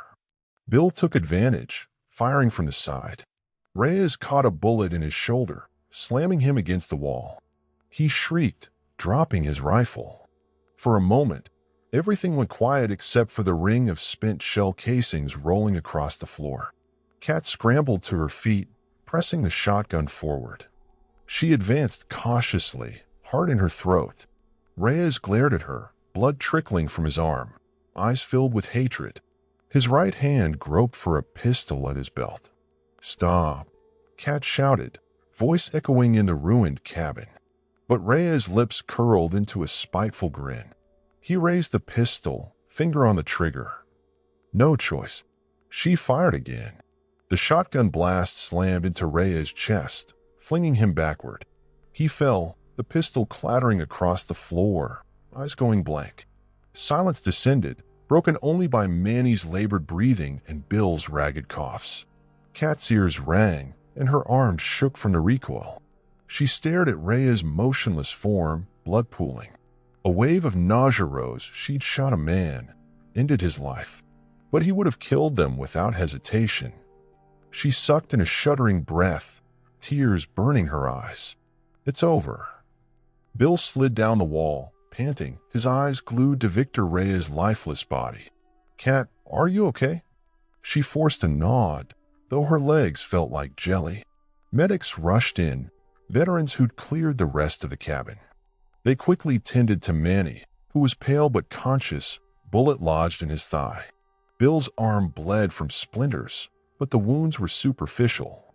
Linda Chin appeared, scanning the scene. eyes filled with a mixture of relief and horror. Outside, more shouts signaled that remaining cartel gunmen were either surrendering or fleeing.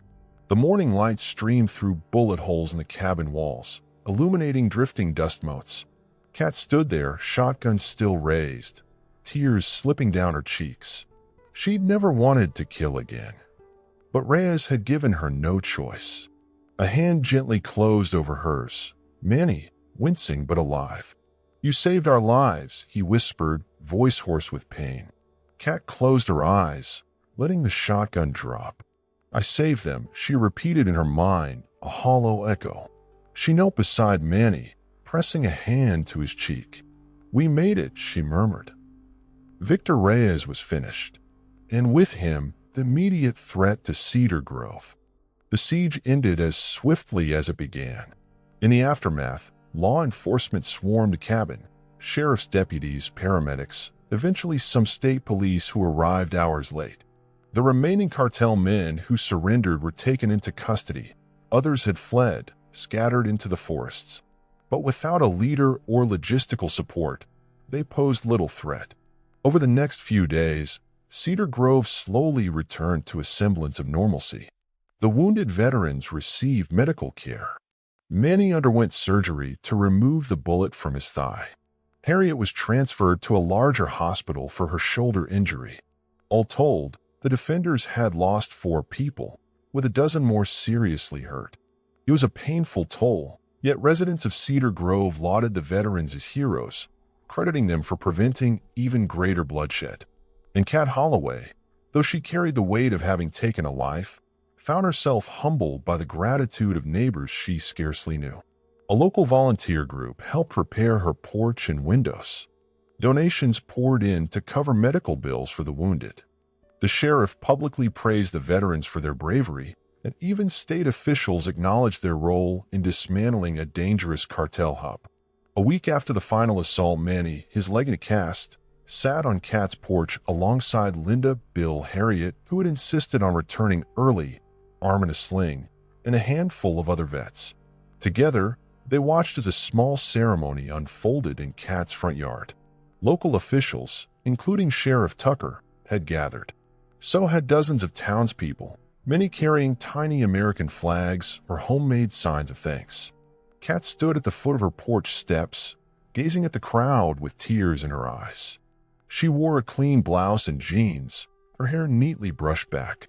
She still looked tired, the events of the past days etched into her face.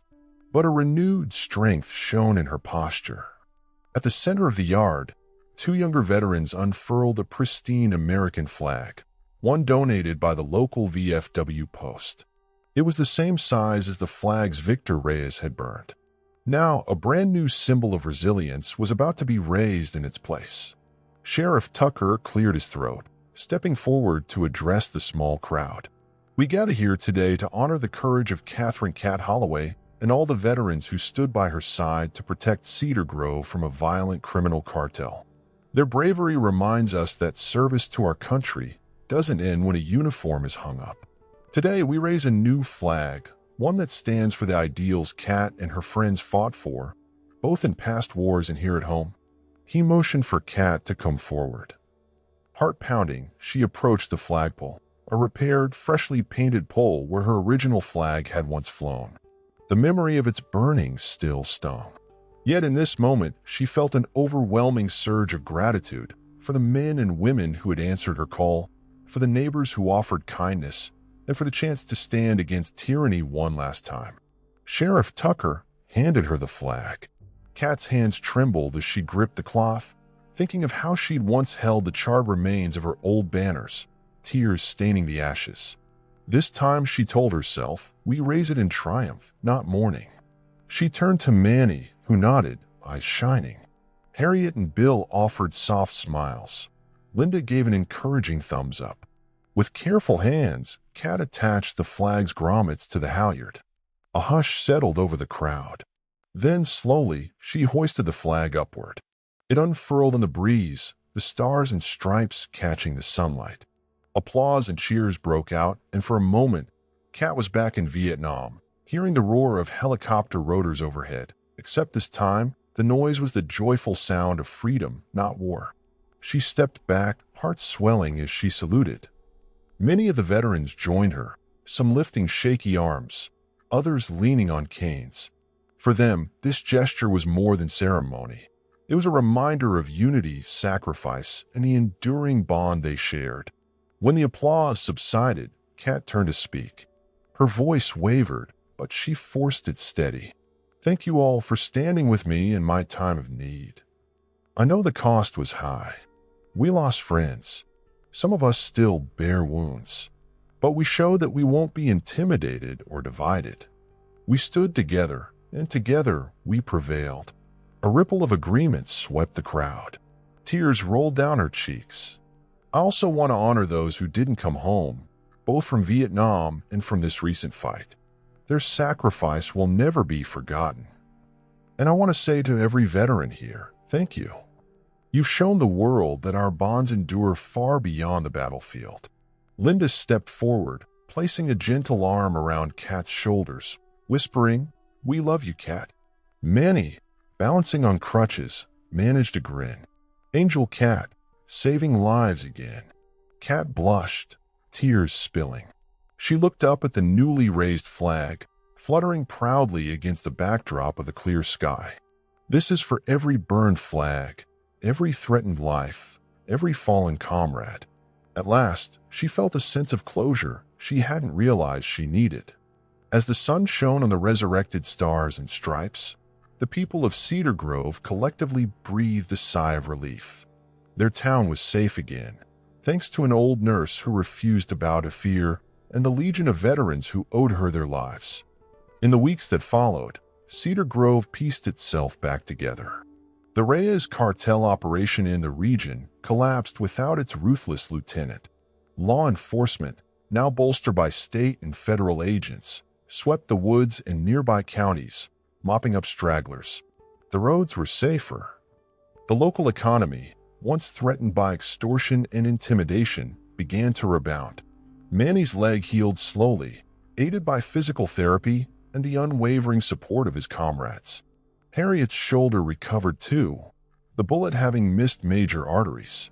She joked that she'd framed a sling as a reminder of her last combat mission. Linda Chin stayed in town for a while, helping Kat with repairs to her home, reinstalling windows more securely this time. Bill Kincaid worked with Sheriff Tucker to set up a formal community response team, ensuring that if trouble ever came knocking again, Cedar Grove would be prepared. During that time, Kat Holloway found herself inundated with letters and messages from veterans across the country. Her story had spread through social media and local news, capturing hearts with its portrayal of loyalty and resilience. The Angel Cat moniker resurfaced in headlines, though she still blushed at the attention. For Kat, the real reward was the knowledge that her fellow soldiers, some from half a century ago, still had her back. On a crisp morning, a few months after the showdown, Kat stood by the new flag in her yard. Dew glistened on the grass. Birds sang in the pine branches. She cradled a small wooden box in her hands, containing the remnants of her two burned flags.